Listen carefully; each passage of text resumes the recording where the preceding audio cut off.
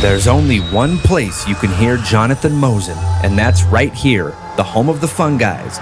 This is Mushroom FM.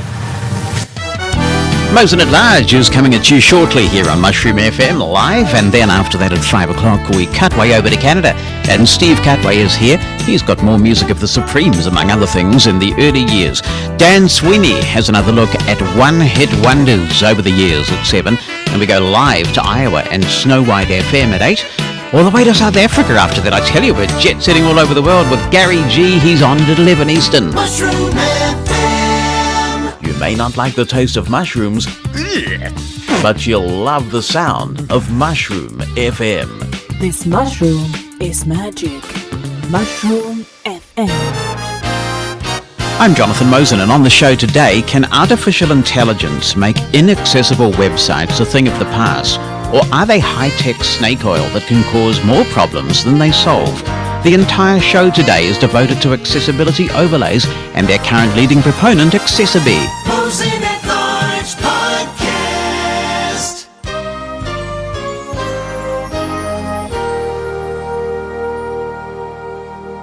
Thank you for listening today. I appreciate it. If you would like to be in touch with the show, and you may well want to respond to some of what you are hearing today, let's go through the contact information.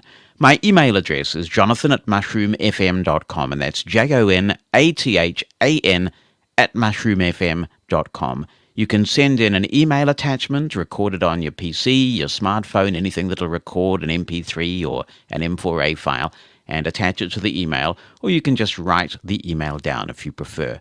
The listener line is open as well. That number is in the United States. You can record a voicemail message there at 86460-MOSEN. That's 864-606-6736.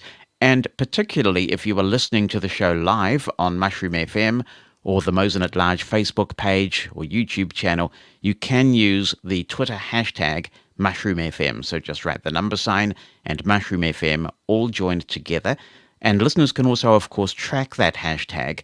Just search for the number sign and Mushroom FM and keep that search open, and you'll be able to see what other people are tweeting about and respond, and so we can have a bit of a conversation as our guests explain their positions on what we're going to be talking about today. You can also comment on our Facebook page and YouTube channel as the audio plays out, and I will do my best to monitor that as well and approve those comments as they come in. This is a unique show because it's all about one thing, and it's an important thing. One of the biggest barriers that we face as blind people is access to information of all kinds.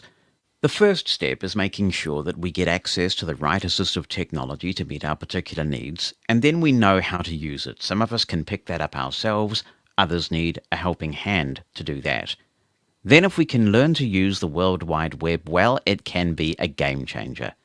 Those of us who can remember a time before the web know how much easier it is now to just browse leisurely at a store or transact personal business. Many of us of a certain age will remember going into a bank and the bank teller yells at the top of their voice what your bank balance is, because of course you're blind so you can't hear them. Reading the newspaper, of course, is now easier than it's ever been, and just generally taking part in the public discourse is much more possible thanks to the web. But, and there's always a but, isn't there? As you know, there's a major caveat. Websites must be accessible. Through a combination of things like awareness raising and a little bit of legal action here and there, people like to think that the web has become a much more accessible, inclusive place. But there is much left to do. We have all experienced the frustration of going to a website only to find that its developer has not followed the simple steps required to make their site accessible. In classic capitalism fashion, where there's a problem, someone sees an opportunity, and entrepreneurs have seen the opportunity. Several companies have created technology they believe can make accessibility easier to implement for businesses, making the web a much more accessible place for us all. Some say this technology is revolutionary, and in a relatively short time could make inaccessible websites a thing of the past, something they say the current, traditional approach will never do. Others say we're seeing a looming accessibility crisis as businesses purchase what is nothing but high-tech snake oil, thinking erroneously that they've solved all their accessibility problems and inoculated themselves against lawsuits, when in fact they may have made matters worse. The most talked about company in this space is AccessiBe. It would appear to be the most deployed accessibility overlay. It is very well funded, and they've recently appointed a high-profile name in our community, Michael Hingson, as their Chief Vision Officer. Now, if you've visited a website lately and possibly heard a sound and been told to press Alt+1 for screen reader mode, and you've pressed that key or pushed that button and you've noticed some reformatting of the web page and perhaps a few additional image descriptions that have been generated automatically, then chances are you have used AccessiBe's technology. Tensions and passions are high on social media and in the accessibility community about accessibility overlays in general and AccessiBe in particular. That's not surprising because given what's at stake, it's one of the most important issues we face as a blind community. And that's why the entire 3 hours of this show are devoted to this subject. This week, it's my goal to give you a range of perspectives and to question those who have strong views on either side, so you can make up your own mind. There is a lot of information here, and if you're listening to the podcast version of the show, you'll be pleased to know it's segmented. We always make extensive use of chapter marks on this show, so if you're listening in a podcast client that supports chapter marks, and most do, you'll be able to skip forward and back through the different interviews right from within your podcast client. But if you don't have such a client, I have also provided extensive timestamp information in the show notes. Sam Evans is a well-connected and respected member of the web accessibility community, and I thought we would talk with her about her perspective on AccessiBe and accessibility overlays in general, and whether this technology has any promise. So welcome back, Sam. Nice to have you back on the podcast. Jonathan, thanks so much for contacting me. I'm so pleased to join you once again. Now, we'll have listeners who are very familiar with this whole issue. If you're on social media and following certain people, it's pretty difficult to miss. But then we will also have listeners who are new to this whole discussion. And I thought you would do a great job for us of explaining what these accessibility overlays are, what they are seeking to achieve.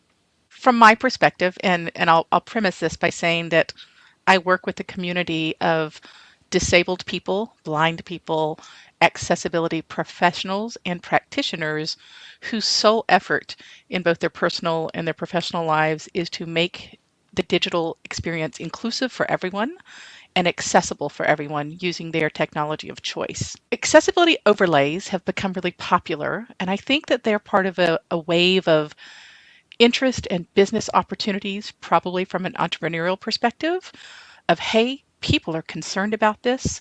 They don't want to be sued from the US perspective or taken to the ombudsman in the European perspective. So we're going to create one line of code that will fix it all. And it sounds brilliant. But the challenge is accessibility in an artificial intelligence perspective from AI, the computer doing it for you, can't really fix it. I think there is a variety of types of overlays that we see now related to websites, and they're used different ways. Some are presented by accessibility companies that actually work in accessibility, that work towards digital inclusion and making the actual experience usable by the person who's using assistive technologies. And they may be a stopgap measure or a Band-Aid or a temporary fix as the company works on their website, their roadmap to accessibility. So they have a plan. The company recognizes that their product is not accessible or usable, and so they want to fix that. And in the meantime, they may install a plugin or an overlay.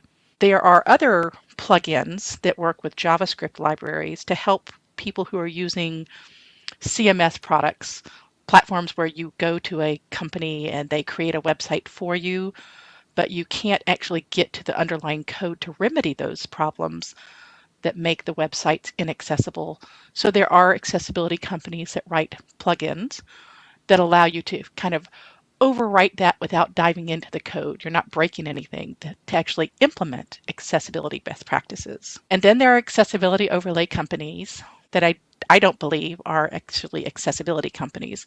because they present to the public, just do this. You don't have to know anything about accessibility, and it's going to fix everything for you. But if you actually read their terms of service, they won't actually offer what they market. They'll promise to make your site accessible, but many of them actually say you won't be accessible unless you were already accessible before you installed our product, which is a bit of a circular logic and a bit defeatist for their supposed intent.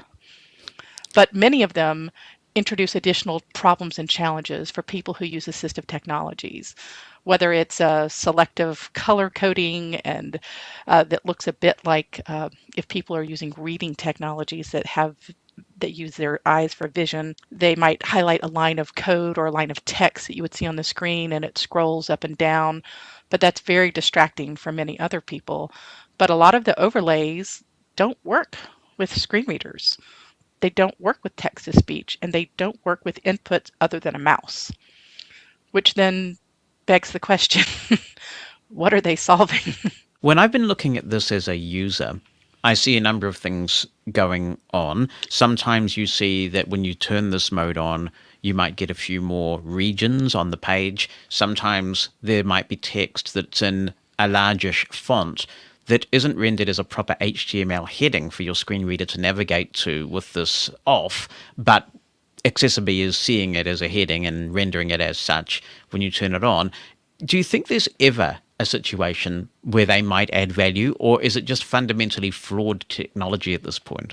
I am a bit biased because I don't think that you can simultaneously promote and advance inclusion by monetizing barriers and telling people they don't need to learn how to do it well or for the right purposes. I've not seen the opportunity where this third party of overlays advances accessibility. They introduce things that are visual in nature, which we know many people who use screen readers do not have vision or don't use vision to navigate their digital technologies. So presenting something much like style headings in CMS products, just because it looks like it's a big blue letter doesn't make it a header that anyone can navigate.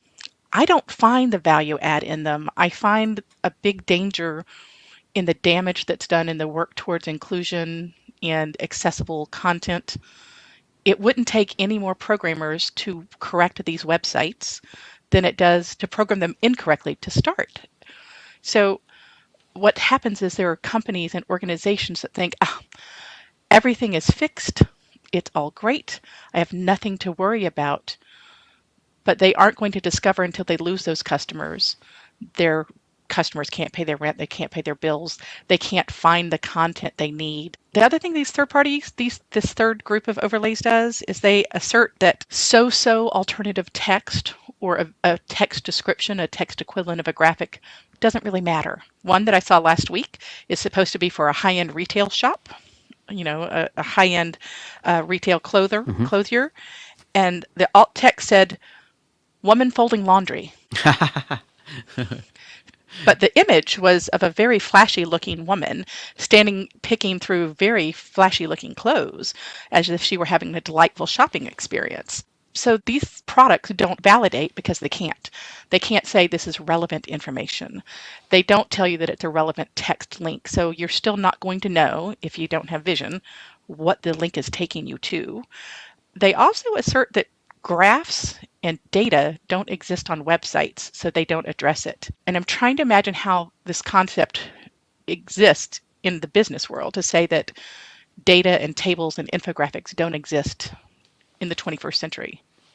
On the flip side, on their website, AccessiBe is arguing that expecting businesses, many of which are small operators, the majority of businesses are sort of 1 or 2 person operations, expecting them to pay an accessibility consultant megabucks isn't working. And that's why there are so many websites that are still difficult for assistive technology users to access. And they say that with their technology, they can get the web fully accessible by 2025. They say that when you look at the number of inaccessible websites out there, the manual approach clearly has not worked. Would we be better off as a community then if we worked with accessibility overlay companies so that they work better and more of the web can be made accessible? Is there some way this can be made to work? I think the challenge is that many of the tenets of web accessibility and the best practices in web accessibility are tied to the tenets of inclusive design, not just for websites, but for documents, for design, for other elements.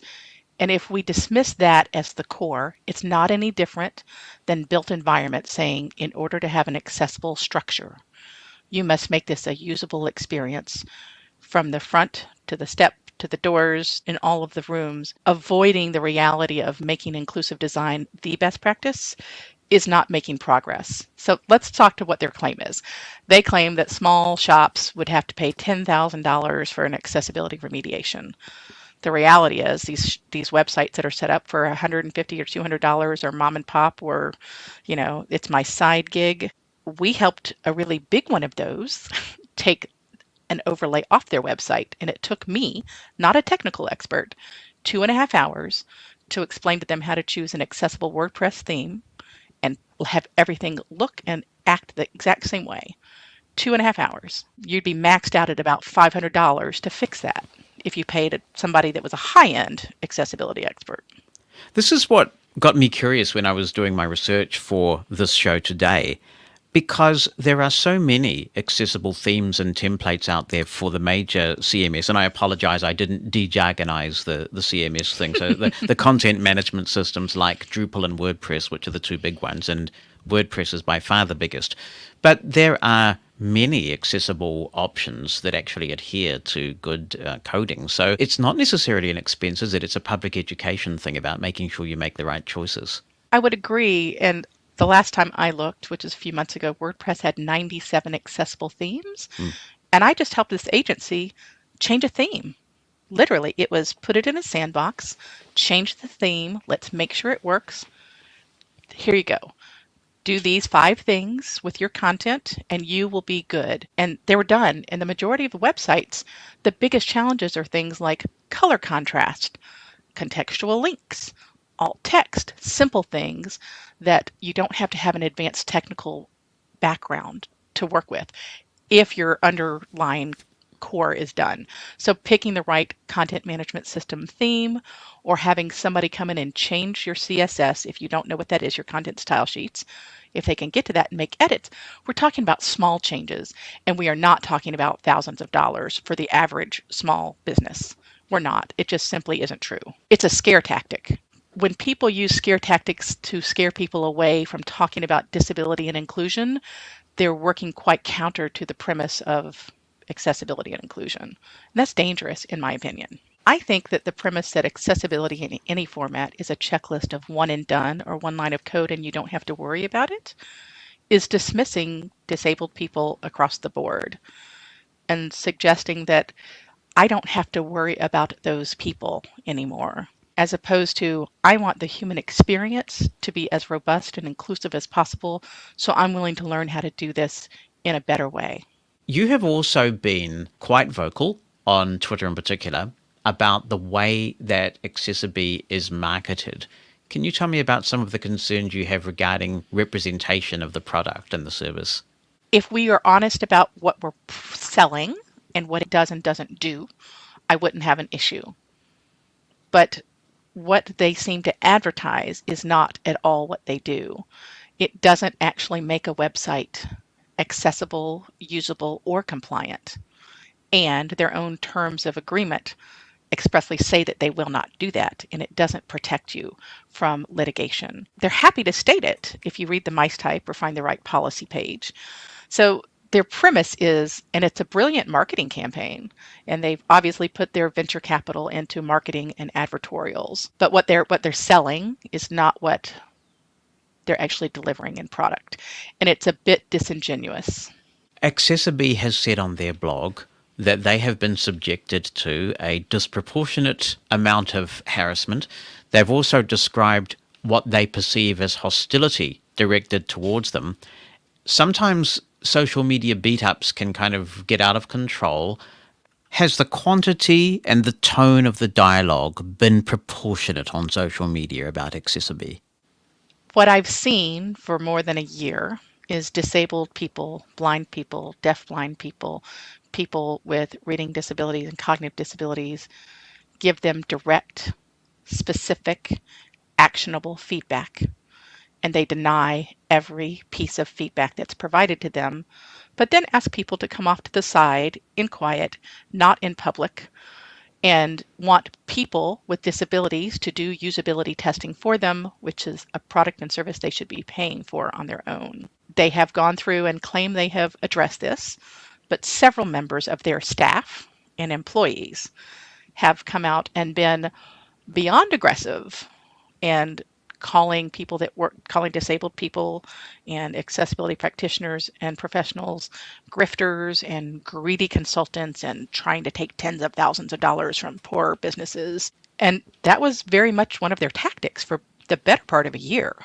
They have not really engaged with the disability community or the accessibility community, and they've been invited to participate, but they have not yet done that and while they're a business and they are certainly allowed to control their engagement, but if their premise is we support accessibility and inclusion, they aren't really taking that and doing anything with the feedback. They keep asking for not generalizations, and people are giving them specifics. If you were to do it the right way in the business world and pay for usability and accessibility testing, that's a pretty pricey thing, but they want it all for free. But supposedly, if what they claim is true, that they are an accessibility company, they would be doing this usability testing on their own. They would have encountered these challenges. They would know the blocks. They would know that the overlay blocks content when you use screen readers. They would know that that's not really a heading that can be navigated. But they're not willing to have those discussions in public. Some people would say, you now, Sam, are representing the establishment, and it's a bit like how we've seen disruptors come along before, whether it be the music industry and you know the streaming services that we have access to now, or the movie industry, the motor car, when everybody was using horses. There are times that technology comes along that upends everything, and it's usually the establishment that's being upended that is the most resistant. Is there a danger that that is what we're seeing, and that this is actually long-term a good thing? Anything is possible. However, it has taken 30 years of people working together to get some baseline content together, because accessibility isn't just about websites. It carries over those core tenets, cross over into other areas of our world and our lives in learning and education and work. So dismissing the need for things to be coded properly, and I know it will take time. And yes, there are disruptors, but invested some of that venture capital into education and programming so that programmers could learn to do things the right way in tandem with their product, I might be more apt to think they were actually part of the community. But they're not working on any of that. I see AccessiBe is saying now that they are going to join the World Wide Web Consortium, and that's where the Web Accessibility Guidelines come from. What do you see as the long-term answer here? Can AccessiBe and the accessibility industry coexist, or would you rather they just went away? If they would be honest about what they do and what they don't do, they can play in the market Like as the well. show? Then why not like it on Facebook too? Get upcoming show announcements, useful links and a bit of conversation. Head on over now to facebook.com/Mosen at large. That's facebook.com/MOSEN at large to stay connected between episodes. Jonathan Mosen, Mosen at Large Podcast. If you have any comments you'd like to share with us on this topic, you can drop me an email to Jonathan, that's JONATHAN at mushroomfm.com. That email can contain an audio clip if you would like, using your smartphone or your computer, or you can write the email down and I will read it. You can also call our listener line. Bear in mind, given the complexity of the subject, there is a 5-minute limit on that voicemail. 864-60-MOSEN is the number. That is a US number, 864-606-6736.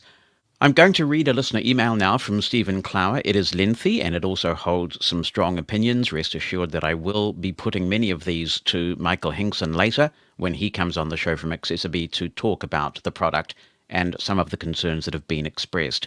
Steve says, I wanted to pass along my experiences with the AccessiBe overlay and, I hope, convey just how dangerous this type of technology can be for those of us reliant on screen access software.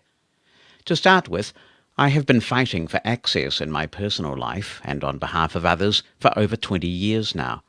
I put up with high school instructors who refused to teach blind students. I had to write custom programs on a Braille light to emulate statistical functions for a college-level course I took in my senior year of high school, which my peers got for free on their handy-dandy TI-83 calculators, and went back and forth for months to get permission to use my meagre creations with the college board, who oversees advanced placement exams as well as SAT in the United States.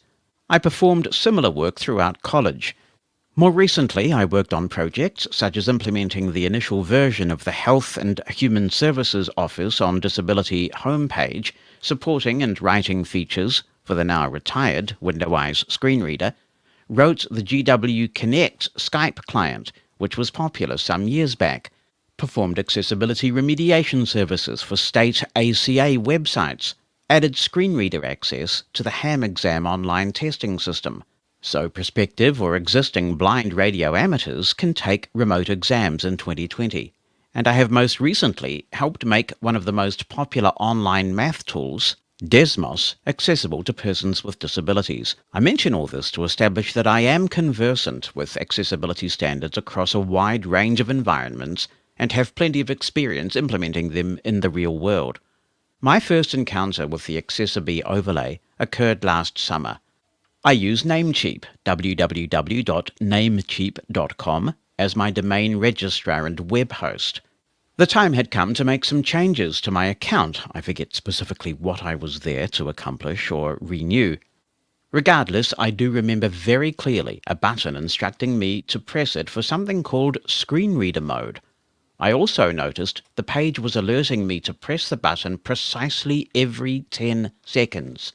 I loathe the separate but equal philosophy as it never pans out, but as standard interaction with the page was causing my focus to jump all over the place, and after being continuously harassed by the website, I decided to give it a try. Boy, was that ever a mistake. The result of clicking the button was a single lengthy block of text which comprised the entire inner text of each web page item. There was absolutely no actionable interface element, including a way to disable this new horrible mode in which I found myself. What was worse was that I found a cookie stored in my browser that forced screen reader mode automatically when I reloaded the page, including all browser restarts. The solution at the time was to clear out all my browser cookies, since I wasn't aware of the responsible vendor at the time. Luckily, on a desktop browser, this worked. I was treated to an equally unusable experience on my iPhone, but had a much more difficult time removing the cookie. I did eventually manage to accomplish what I required, and shortly after that sent Namecheap a message letting them know that their screen reader mode didn't work. They responded with a generic message to the effect of "Thanks for the feedback." Today the same overlay is still present and the site equally unusable. If you dare to try screen reader mode, be sure you have the ability to clear your browser cookies first. I next encountered their overlay when I was trying to pay rent a few weeks later. Our apartment's bill processor at the time had extremely poor accessibility, but before that day, I had been able to work with it well enough to take care of the essentials.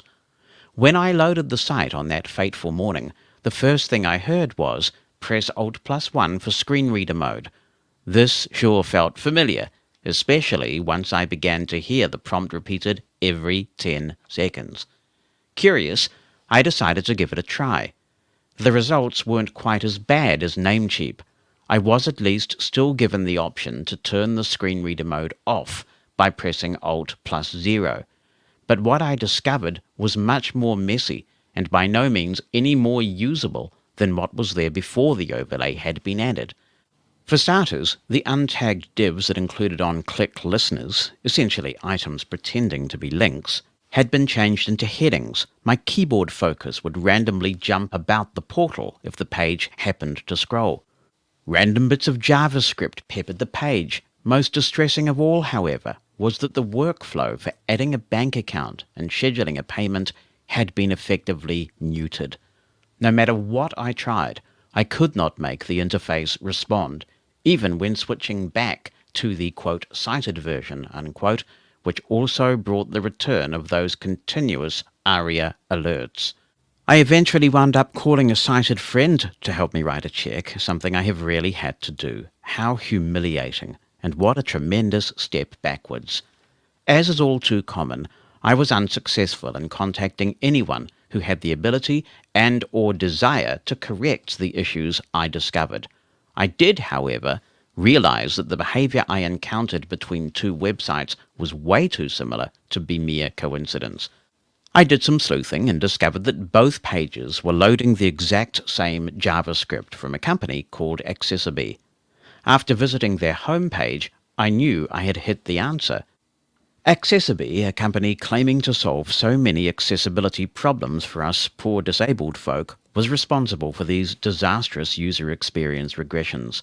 I also found that others had already picked apart their software, pointed out obvious problems, submitted them to AccessiBe, and were summarily ignored or labelled opportunist. Needless to say that I knew I would get nowhere trying to talk to AccessiBe. After all, they had just swindled some venture capitalists out of millions of dollars. I just want to insert a narrator's note here and say that is obviously a listener opinion. Returning to the text, as they say, their software had known flaws that, to this day, continue to pervade the web. Their most recent attempts to silence, threaten, and dismiss critics affirm that I was right to not waste my time speaking directly to them. Instead, I found the two domains where their software originated and decided to block them from my network. Amazingly, both my domain registrar, former payment portal, and even other sites like Ham Radio Outlet became much more usable. The strange focus behavior I found at Namecheap also ceased, which tells me AccessiBe was responsible for that even when their overlay was allegedly supposed to be inactive. I decided to first share this information on Twitter, as keeping it to myself would have been unethical. Later on, after learning of troubling reports of conversations the team had with respected persons with accessibility experience, the illegal activity monitoring they employ, their documented astroturfing of phony WordPress reviews, and the hiring of Michael Hingson to serve as their token blind man, I decided enough was enough. At the end of February, I began documenting known problems with the AccessiBe software on Twitter and asking their representatives to explain why the overlay was behaving so poorly and why, more importantly, the issues had yet been unresolved. The only response I and others received was a handful of pre-constructed tweets from their social media manager. Finally, having had enough, I compiled my instructions for blocking their overlays into a document titled AccessiBe Gone. I will put the URL in the show notes for those listening on the podcast, but if you are listening via some other means, I'm going to try and explain this URL if you want to have a look. It is sclower, all joined together, so that's sclower.github, and if you're not familiar with that site, github.io/AccessiBeGone, all joined together, no dashes or anything like that. So that is sclower.github.io/AccessiBeGone. He continues, I published the document on GitHub to ensure it will remain available for those who need it should Namecheap and or AccessiBe decide to retaliate against me. AccessiBe is one of around a dozen companies trying to sell the same thing to businesses, false peace of mind from the litigious accessibility police. The overlays tactics and general instability give me no practical choice but to forever ban AccessiBe from my network. My fiancé and I are free of the plugin's incessant nagging, and the sites we regularly visit are once more operable from the keyboard. Despite this experience, I am still interested to see where artificial intelligence may be practical to employ across the web, especially since we do have a real problem where the majority of web developers fail to recognize the barriers their new whiz-bang development frameworks can introduce, and sometimes how very little work may be needed to remove them and make a more equitable experience for everyone. Eventually, I do believe artificial intelligence could have its place in augmenting user experiences. After all, look at what Microsoft and Apple have done with Seeing AI, Narrator, and VoiceOver's machine learning user interface interpretation. The key difference between these companies and opportunist tech brothers like AccessiBe are that the former have true talent that understand the needs of the disabled, the wherewithal to implement practical solutions, and also the humility to accept and acknowledge areas that are not yet perfected. AccessiBe and others like them take advantage of fear and ignorance to sell their products to unsuspecting businesses, showing little or intentional disdain for anyone who finds fault with their software. Any real progress must be made at the browser level. An overlay, assuming it can ever magically fix every accessibility need under the sun, would fail unless it were available at all times on a user's device. That simply is not practical. Having worked at AI Squared a few years back, I know this firsthand. We developed an overlay of sorts which added Zoom text-like features to some high-profile websites. For clarification, I was not on the Zoom Bar's development team. Despite having actual magnification experts on staff and not overpromising the toolbar's capabilities, the product ultimately failed. End users were frustrated by the product's limitations, a responsibility shared equally between our development resources and the browser's security policies. It clashed with existing access technology. It didn't work at all on mobile devices. The same challenges are still true with today's overlays. If the experts couldn't get it right, what reasonable person would believe vendors like AccessiBe would do any better? As both a user and developer of AT, I find the current trend of silver bullet solutions frustrating and alarming. I appreciate your willingness to jump into the fray and bringing attention to this issue. If the silent majority allegedly finds these overlays acceptable, then let's not be silent any longer. Despite my stance, I am looking forward to hearing the alternative points of view that have become a staple of your podcasts. That concludes that email. Thank you so much for writing it, Steve. It must have taken some time to do so, and we will put some of these issues to Michael Hingson when he joins us later in the show. Be the first to know what's coming in the next episode of Mosen at Large. Opt into the Mosen media list and receive a brief email on what's coming so you can get your contribution in ahead of the show. You can stop receiving emails anytime. To join, send a blank email to media-subscribe@mosen.org. That's media-subscribe@mosen.org. Stay in the know with Mosen at Large. Mosen at Large Podcast. If you've been following the discussion about AccessiBe on social media, you'll be aware that Chancey Fleet is a staunch critic of AccessiBe's technology, their business practices, and the quality and quantity of engagement with end users. Chancey is a skilled screen reader user, accessibility champion, and her advocacy work includes being president of the Tech Trainers Division of the National Federation of the Blind, and I'm just scratching the surface. Chancey, it's great to have you on the podcast. Thank you so much. Great to be here. Wish it could be under better circumstances. Broadly speaking, I think that there are two categories of issue. One relates to the technology itself, and then the other relates to the conduct of AccessiBe. I'd like to begin with the tech side. You've expressed a view that accessibility overlays are more than ineffectual, they're actually harmful. Tell me about the harm that AccessiBe's technology is doing and to whom. Overlays in general and AccessiBe in particular create harm in a variety of ways. So we'll start with the smallest potential harm, which is that ideally folks bring their own assistive technology to their web browser and to their web experience, and they want their assistive technology to perform in the same way from website to website. If they're using magnification tools or contrast management tools or screen reading tools, it's likely that they want to use those native tools without having to think about doing anything extra. And so enabling an accessibility mode and having the website reconfigure itself does a couple of things. It creates a separate and unequal experience for folks, and so it may change the way that the website represents itself. And so if you're communicating across blind and sighted lines, maybe you're a blind person supporting sighted people or vice versa. It can cause communication to break down if you're not all seeing the same version of the site. And it can also lead to behavior of your assistive technology that is not the standard behavior on the open web. And so that just creates a little bit of friction and a little bit of communication difficulties. The second harm that can occur, and this becomes a little bit more serious, is that when an overlay endeavors to solve a problem, as currently constituted, overlays don't communicate back to the developers and guide them to make natively accessible code, whether that's HTML or something else.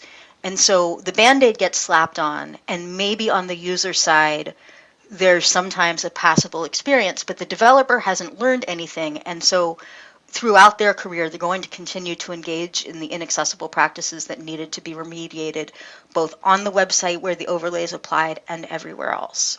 So that creates a little bit more of a serious cultural harm, because even though AccessiBe would have you believe that building accessible websites is more expensive, the truth is that when you embark on developing something new, it really doesn't take that much more time or expense to make something accessible. And so any system that nudges developers away from developing and maintaining accessible coding practices is going to do an ongoing harm. And then the harms get a little bit more serious still. AccessiBe asserts that they can create 100% automated compliance, and they'll slap some AI image descriptions on some things. And when the image is something simple like an advertisement or a dog, that can be fine. But a lot of what happens on the dynamic web is interactive. We might have interactive forms, we might have maps. Maybe I need to know where I can go for a vaccine. Maybe I'm looking at a COVID heat map. Maybe I've just gotten my first Instant Pot and I want to explore the keypad that's there in a picture. Maybe I'm doing origami. They make fun of me for saying origami, but it is a procedural thing with a complex, controlled vocabulary, and it's nothing to make fun of. Anything that's an infographic or a map or a chart or instructional in nature, and anything that has emotional valence, like Bernie and the Mittens, any of that is going to get lost to AI image description as it's currently constituted. So the remediations that AccessiBe says are complete are, at best, haphazard and mediocre on sort of very standard images. The tool does an all right job recognizing text, but so does my native Chrome image description extension, which is under my control. And the tool really doesn't do a good job parsing anything that's more complex and might be important to someone's experience of the web. Maybe I'm looking at a dress online, and AccessiBe may tell you that it's a dress and it might tell you the color, but it's not going to tell you anything about the detail. It probably won't recognize a pattern. It won't recognize the style of the dress. And so unless there's enough alt text there or narrative in a website's description, I won't know what it is that I'm looking at. So the image descriptions are sort of brutally, minimally functional, I think. And so then we get into harms that are, I would say, the most serious. And these harms occur when AccessiBe actually makes a website worse. So Holly Scott Gardner's example, she was shopping for a watch and she turned on the AccessiBe tool, and it turned lots and lots of attributes of each product in a list into a heading level 1. And as we know, as screen reader users, we move by heading level 1 or heading level 2 sometimes if we hope to get from parent object to parent object, item to item, entry to entry. And so if the price of something and the diameter and the description, everything is at that same heading level, it really disables us from using heading levels as an efficient form of navigation. And if we look at other implementations of AccessiBe, like on Namecheap.com, users are reporting that when the tool is on, they're unable to access their dashboards at all, and keyboard focus becomes trapped. I can tell you on another website, I won't call out my employer today because I'm not here to represent them, but I use a very well-known timesheet service, and there's another overlay that service uses called AudioEye. And AudioEye purports to solve all the problems that a blind person might have with the timesheet, and I have not been able to use it. It just simply does not work. It may read some content from top to bottom. It purports to reconfigure the page, but it actually doesn't add sufficient access. And this is what we see with AccessiBe as well. What the overlay promises isn't what the overlay delivers.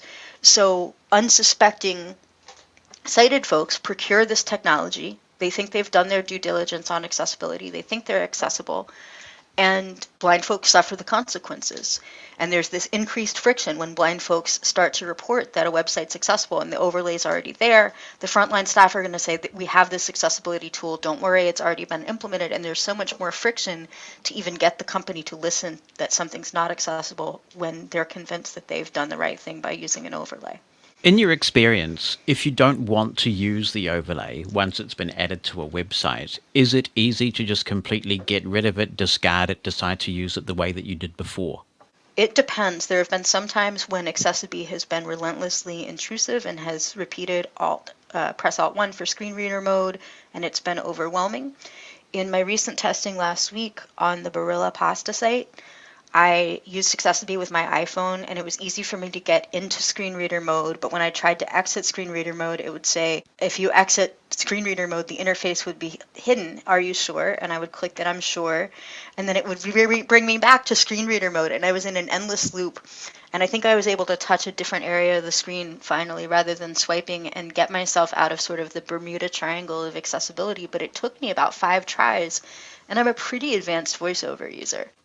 Have you ever seen an accessibility overlay making any kind of positive difference? And if so, are there certain circumstances where you would agree, even if they are limited, that they can help and they could be a tool in the toolbox?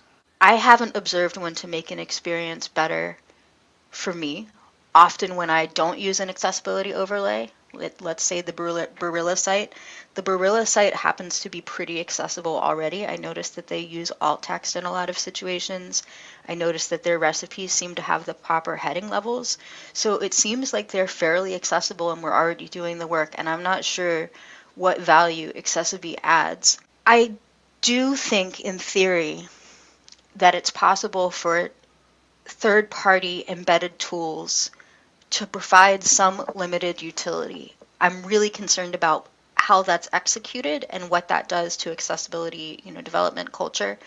But I will grant you, in theory, that a third-party embedded tool could help with things in the same way that I'll grant you that sometimes having JavaScript running on a site is useful. When AI is being used, it's really important to have a human in the loop to assess and react to AI results. So if AccessiBe were offering a tool that flags accessibility errors, posits a suggestion, and then flags a human in the loop to look at the suggestion, see if it's accurate, and if not, intervene. And if the tool were also flag developers and explain to them how to make the element more accessible natively in the future, I could see sort of an AI-guided, more advanced accessibility checker helping to make things better. But I think set it and forget it, automated compliance workflows are never going to create fully equitable access. How is this different, in your view, from the feature that Apple introduced in iOS 14, where I see a badly behaved app? I can think of one that I completely could not use, and I was really desperate to use this app. And then I turned on the screen recognition features that came to iOS 14, and it performed OCR on the screen. And it turned out that once I got past their inaccessible welcome screen, I was fine. Is this a similar thing, or are there key differences that people should be aware of? I think it's very different. So Apple created screen recognition to solve the problem locally on the user's phone. So the user's not being tracked, their status as a screen reader user is not being disclosed to any third party. And it's very simple, one rotor gesture to turn it on and off. So there's no hunting down a way to escape from it once you've gotten in. The other thing that's really different is the way that Apple positions it. Apple is not marketing this to developers as a way to forget about accessibility. In fact, Apple is continuing to invest in the developer community and create frameworks that are easy to use to make apps natively accessible. Apple is honest about the fact that screen recognition is in an early iteration and that performance will vary. And Apple doesn't make broad, sweeping claims that extend beyond what screen recognition actually can do. Sometimes screen recognition can recognize images, recognize text, label buttons, and I've been able to use some apps like the Dumpling Grocery app with screen recognition that I couldn't use without screen recognition.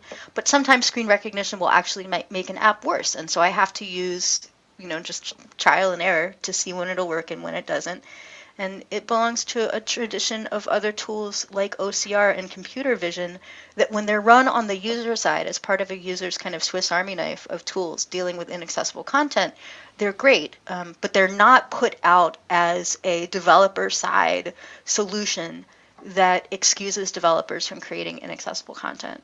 On the AccessiBe website, they are arguing that expecting businesses, many of which are small operations, to pay an accessibility consultant megabucks isn't working. They say that the current system has demonstrably failed. And they say that with their technology, they can get the web quickly accessible and fully accessible by 2025, they think. And they say that if you look at the number of inaccessible websites out there, something's got to change. So they cite this number that 1% to 2% of the world's websites are accessible. And I've asked them repeatedly to cite that source for me, and they haven't. But some folks think that it might be from the WebAIM study on the top million websites. And so it's actually 2% of websites in that top million data set were free from WCAG warnings and errors, I believe.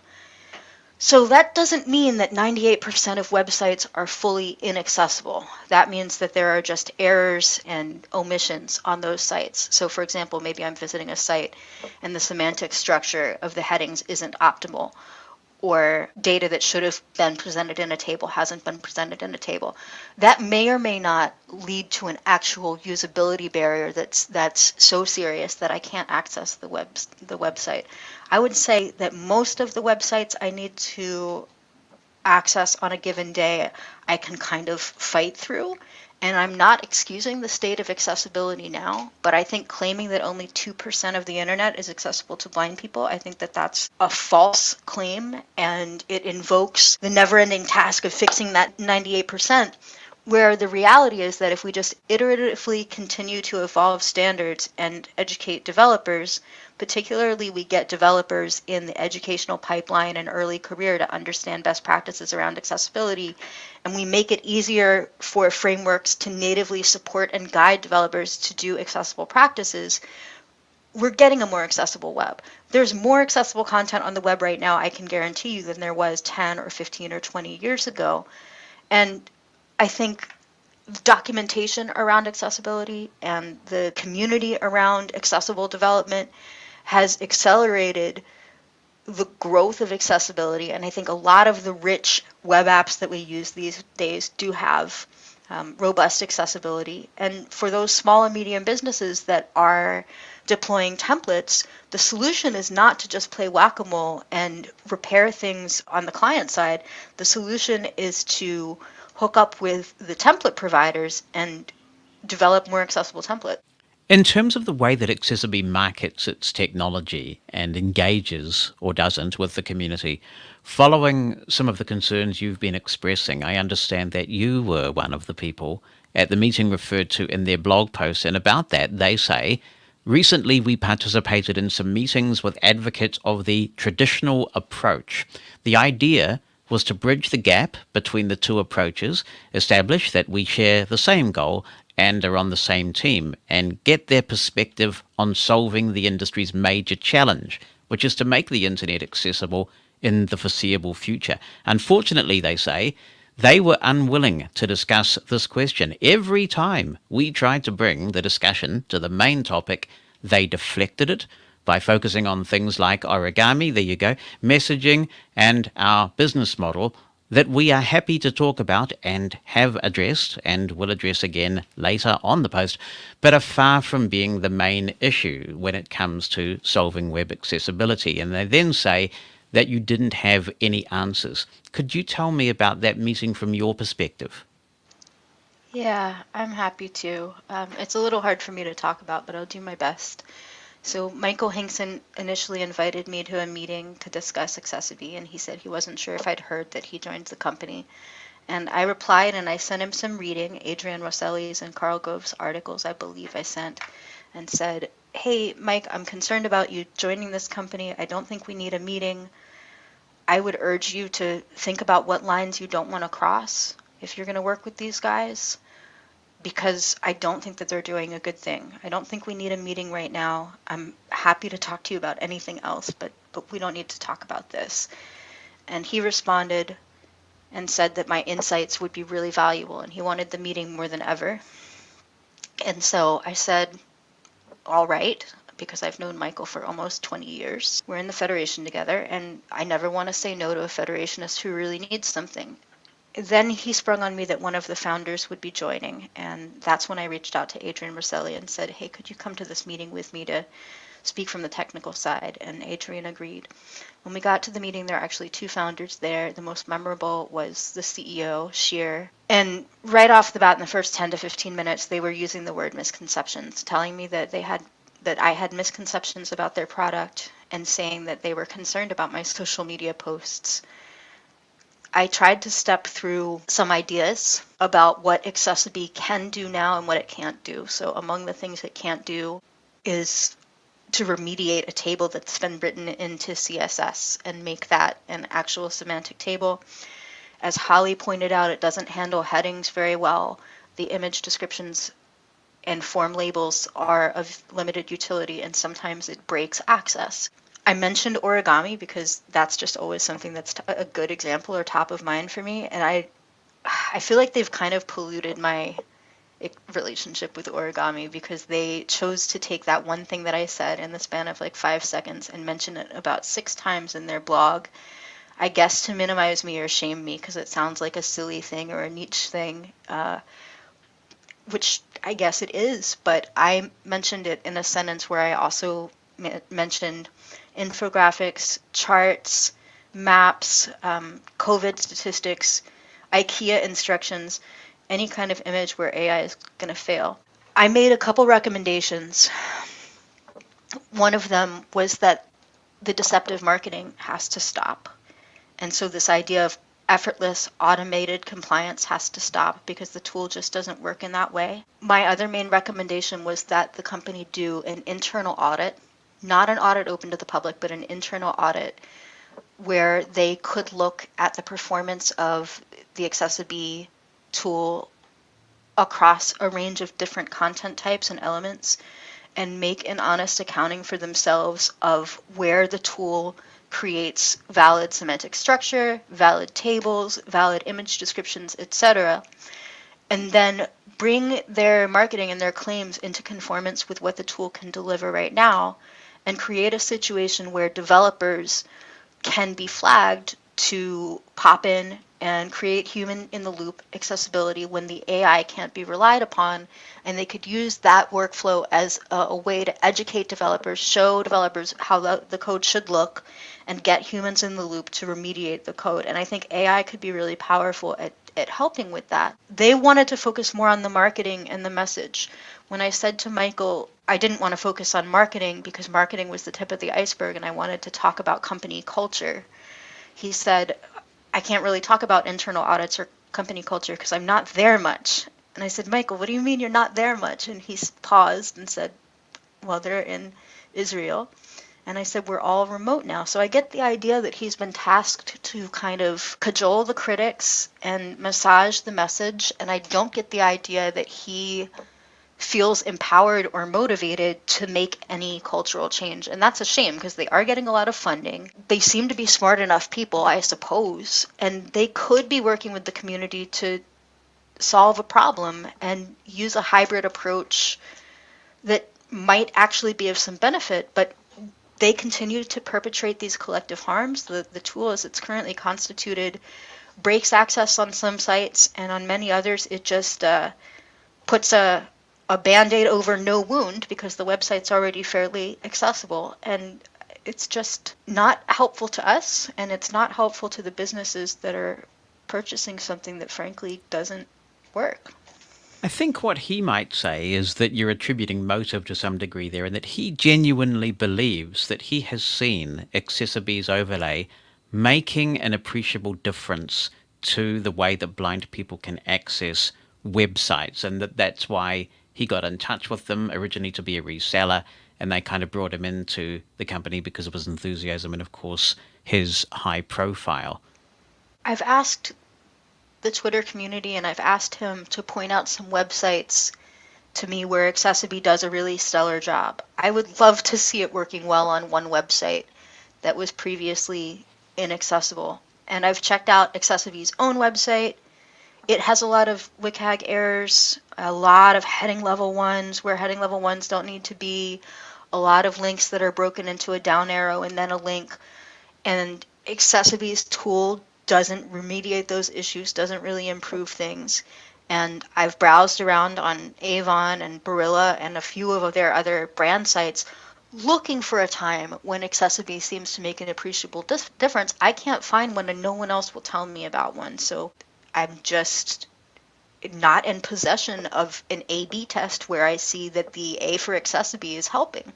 AccessiBe have said on their blog that they have been subjected to a disproportionate amount of harassment, that they've also described what they perceive as hostility directed toward them, and an employee of AccessiBe has talked about the only criticism of AccessiBe coming from greedy accessibility professionals. The implication here is that the only people upset about them is those whose gravy train might end because of a cost-effective solution that's easy to implement and solves the problem.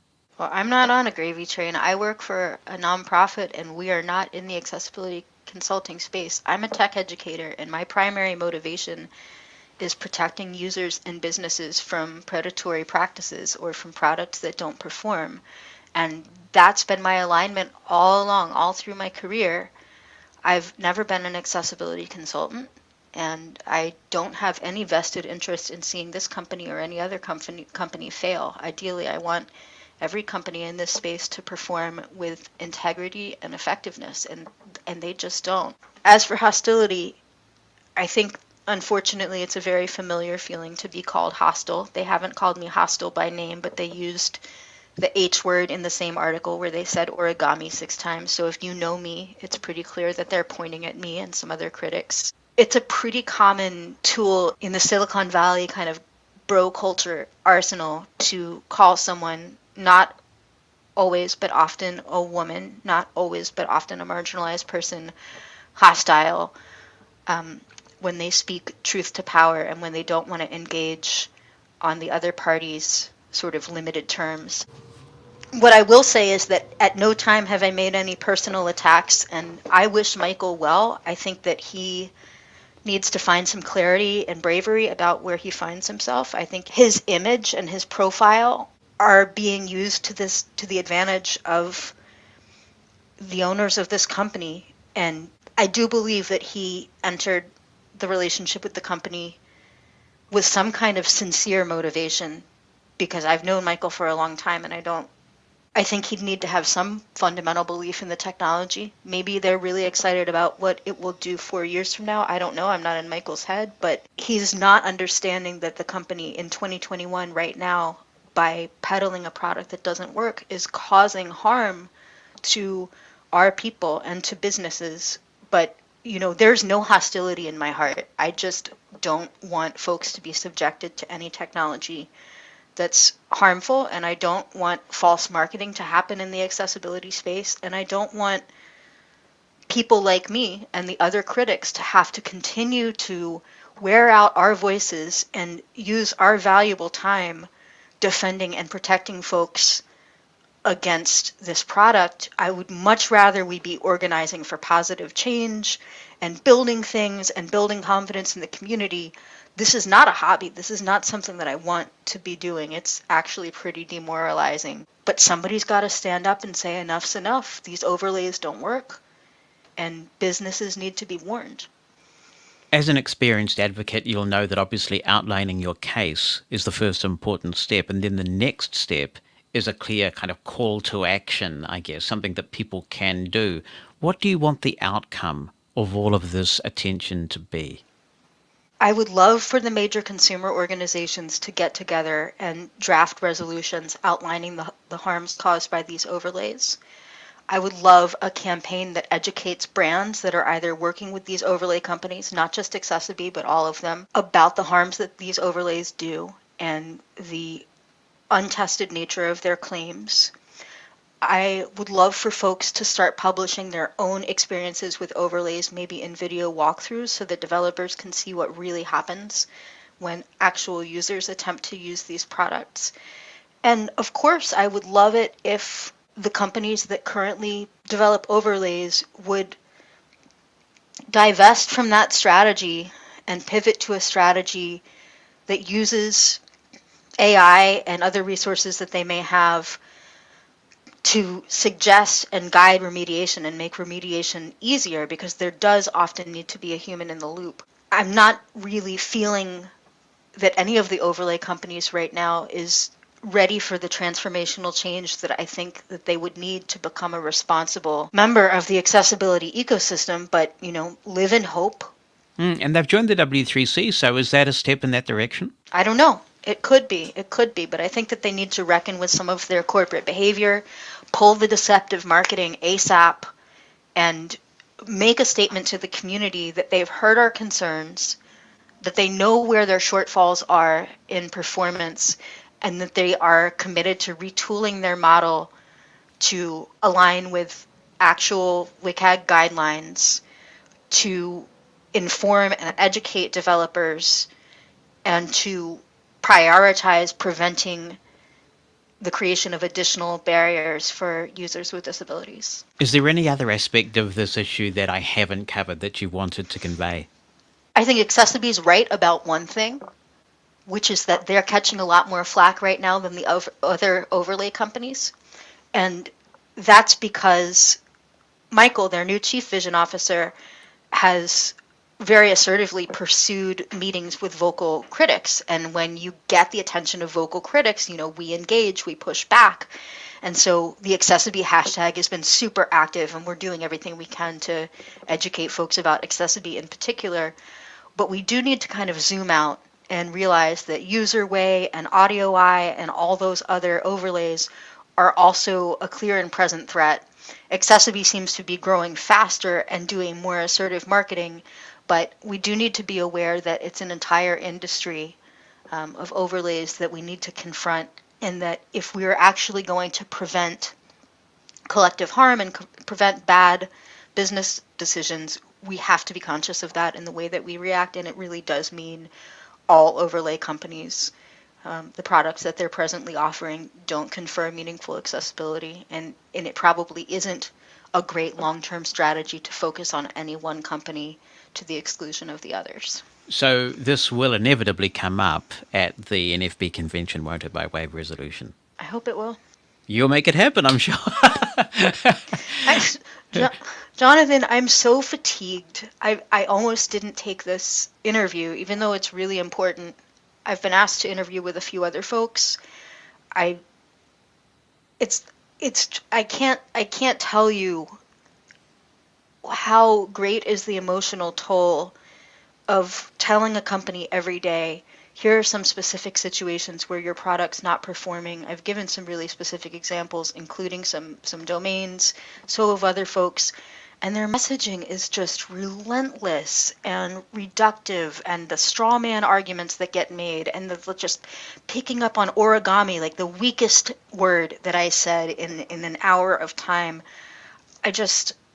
I don't know if I can be the person to write that resolution, because they've got a lot of manpower and a lot of energy, and they are wearing me down. So I'm hoping that other people are going to join the fight, join the struggle, and save receipts, document your experiences, create videos.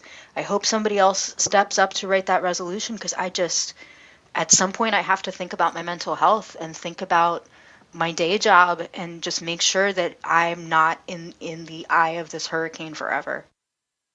On Twitter, follow Mosen at Large for information about the podcast, the latest tech news, and links to things we talk about on the podcast. That's Mosen at Large, all one word, on Twitter.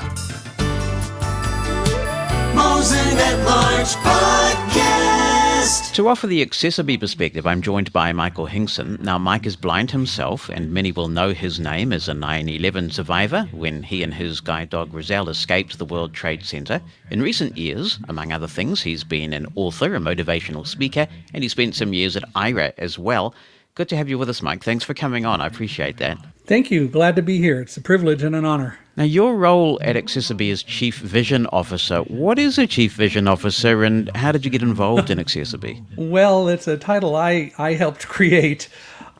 So last October, I needed to register a website. And so we went on to my favorite website, namecheap.com, which I've used before. And when I got there, this time I heard something that said, to put your browser in screen reader mode, press Alt-1. And I've seen some of those things before, and they plain just didn't work a lick. They didn't do anything that made any difference, much less were helpful to me. I went, oh, another one of these, but I pressed Alt-1 because I knew of some things on Namecheap that I wasn't able to easily do. I pressed Alt-1 and suddenly the website became a lot more functional and a lot more usable than it ever had been. I was able to read menus, access different parts of the system that I had not been able to access before. So I did some looking around. I discovered that the company that did this was called AccessiBe and hadn't heard much about them. And a little time went by.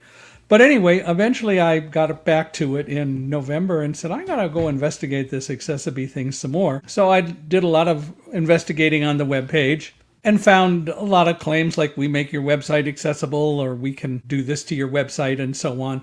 And I also saw this thing that said, we have a partner program. Would you like to be a partner? Well, it's been pandemic lockdown for me since March of last year.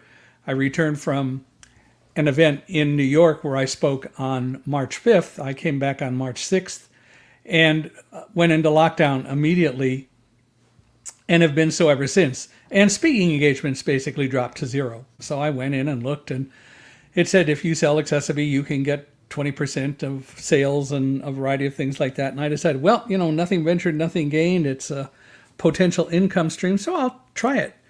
Well, immediately I was scheduled to speak with someone about the program. And we talked for a while and talked about our histories and talked about what AccessiBe could offer. And I thought that it was pretty interesting. And so I did eventually completely sign up as a partner and then got connected to Ellie Friedman, who was one of the partner managers. He's been promoted since he's a lead in working on a lot of the aspects of helping people engage with AccessiBe well as partners. Anyway, we talked some. Then by January, mysteriously, I was getting calls from the founders of the company. And what, after some discussions, they said is, we really like what we've heard about you. We like the questions you've been asking. We like what you do. And we would like to explore you coming on board to AccessiBe. Okay, we're still in a not really serious income mode. And we need serious income. So I said, well, let's talk about that. Because I found with everyone that I spoke to, I found a staff that was dedicated, committed, open to listening, and wanting to, as they describe it, make the internet accessible by 2025. And I say that wanting to point out very clearly, they're not saying make the internet accessible with AccessiBe. They want to make the internet accessible. Eventually, I spoke with Shir Eckerling, the founder of AccessiBe, and we agreed on the income prospects and so on. And he said, I want you to be a senior leader in the company, which was also fine. And again, I've investigated it a significant amount by this time, so I'm not looking at just the product. Of course, the product is, will it be usable? Can it be better? But more important, I was looking at the company, because I've been involved in several startups, including, as you mentioned, IRA, going all the way back to Kurzweil Computer Products when I worked with Ray Kurzweil and the National Federation of the Blind to develop the original Kurzweil reading machine. And he said, so we have a chief marketing officer and a chief operating officer. What should we make your position? And I asked him what he wanted me to do. And he talked about taking the lead in helping with messaging, taking the lead to interact with consumers, helping us to make this a better product for blind people and for people with other disabilities. So I said, well, then why don't we call it Chief Vision Officer? And that's how the title came about. And a few people I know have made not friendly comments about that on Twitter. Well, that's fine. They can say what they want. People ought to look a little bit further beyond their nose. But anyway, so the bottom line is that's how it came to be, and that's how I joined AccessiBe. Now, every company, of course, has its detractors. You can't be in business without that. But I personally have never seen so many in the blind community so concerned and so frustrated and so angry. Did you know about this depth of feeling before you signed on to AccessiBe? I knew some of it. I had heard about a couple of the major detractors, one of whom is not blind, who purports to speak on behalf of blind people, and one who is blind. So we're talking Adrian Rosselli in this instance, right? Who has written a blog post. Adrian, the first one, and Chansey, the second one. Right, okay, because we shouldn't deal in innuendo here, so let's identify those people. I didn't want to mention it unless you did. So Adrian has written a blog post called AccessiBe Will Get You Sued. And of course, Chansey has been vocal in a number of spheres as well. You were aware of them before you signed up. And I read Adrian's article completely, and I found it to be interesting. In fact, I first learned about it because my webmaster, a good friend of mine who lives up in San Francisco, we trade ends of the states. I lived in the Marin County area when he lived down in Southern California. And soon after he moved, I moved down south. So, we can't be in the same place, I guess, at the same time. Maybe it's the physics law. But David found the article and he said, you need to be worried about this. And I looked at it and I said, okay, I hear what you're saying, but I see what I saw when I went to Namecheap. And also along the way becoming a partner, I put AccessiBe on my site. And I did that because I wanted to look at my site directly and see what it did. And we had just gone through an upgrade and an updating of my website. We contracted with someone to do it who does not understand much about accessibility, and who did not do all the things that were really necessary to make my website work efficiently and effectively with a screen reader.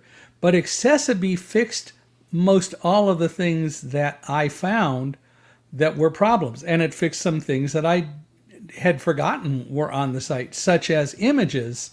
Now, AccessiBe does not do all images well. AccessiBe won't necessarily do every image. It won't do very complex images. Chansey Fleet likes to use the example of, well, it can't describe origami. And my response and AccessiBe's response is, we never said we could. AccessiBe is not an end-all solution. The problem that I began seeing as I started working with AccessiBe is that AccessiBe had spent a lot of time and continues to spend, as it should, lots of time and effort making the product as usable as it can be. And they've been focusing on interacting with their partners, the people who sign up to sell the product. They have not spent as much time, and I'm going to put it that way, as I would have liked from the outset working with end users, which is not to say they don't. AccessiBe, for example, has had for a few months, longer than I've been there, 3 different teams, 3 different focus groups of blind people specifically around the world who are engaged to test different websites, break AccessiBe, find problems, and report them. And in fact, I'm going to say right now that there was a comment that was made when someone tweeted about finding a lot of functional barriers on AccessiBe's webpage, and I tweeted back and I said, I want specifics.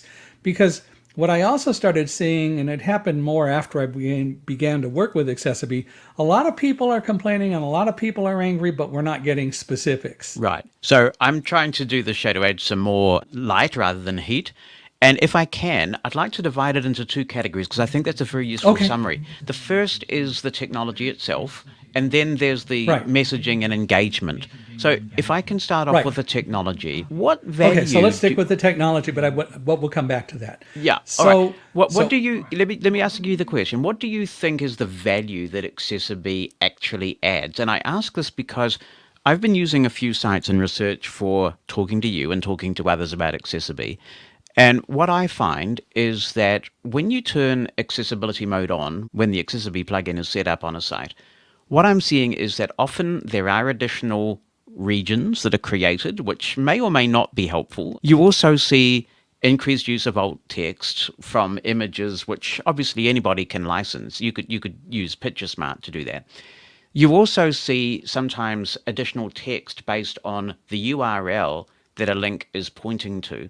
So as a blind user yourself, and I guess somebody who represents the company now, what actually is it that you would consider the value add for a blind person of going to a site with AccessiBe on it? Okay.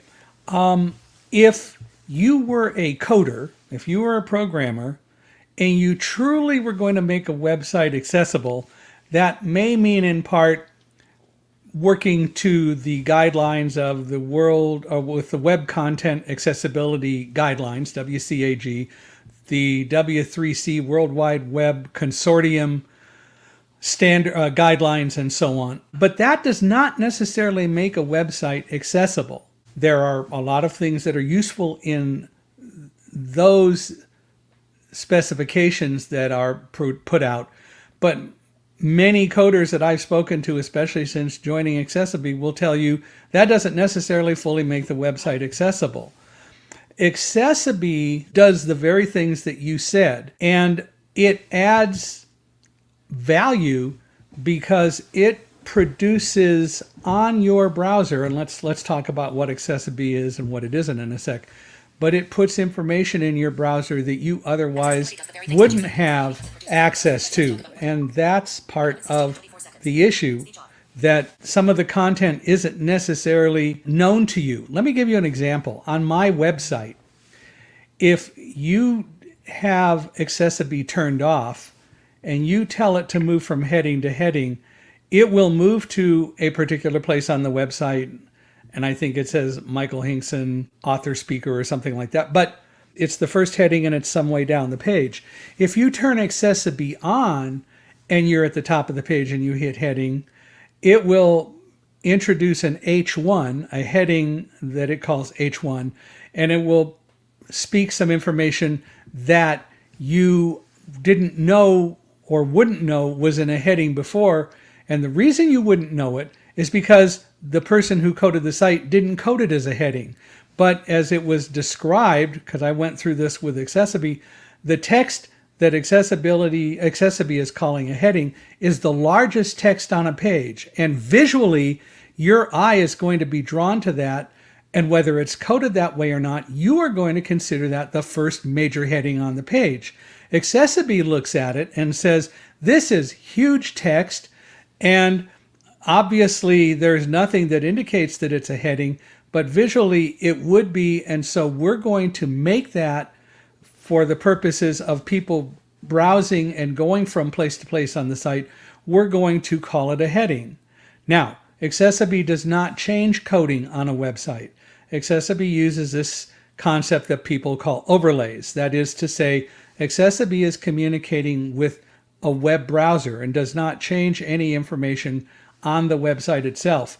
Also, AccessiBe does not collect information from you, the user, with your browser. AccessiBe does not exchange information, collect information, or pass on any information to the website owner or anything like that. All AccessiBe does is it enhances the browser experience of people who go to the site and utilize screen reader mode or any of the 9 different modes that are available to persons with disabilities. So there is, for example, a mode that one can enter. There's a way to get to profiles on the page, one of which is dealing with dyslexia, which will, for example, when a cursor suddenly encounters a pop-up and starts blinking, which could cause seizures, AccessiBe's profile will not allow the blinking to occur, but rather utilize some other method so that people will still be attracted to that area, but not in a way that's going to cause seizures.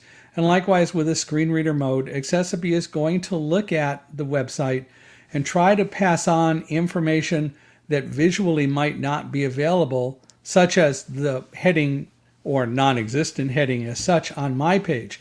Should that area on my page have been called an H1? Absolutely, the coder screwed up. But AccessiBe recognizes what it should be, and so it addressed the issue. And I don't have any quarrel with that, because it means that I'm getting the same information that other people would get. Now, some people will say, well, blind people don't peruse websites the same way sighted people do.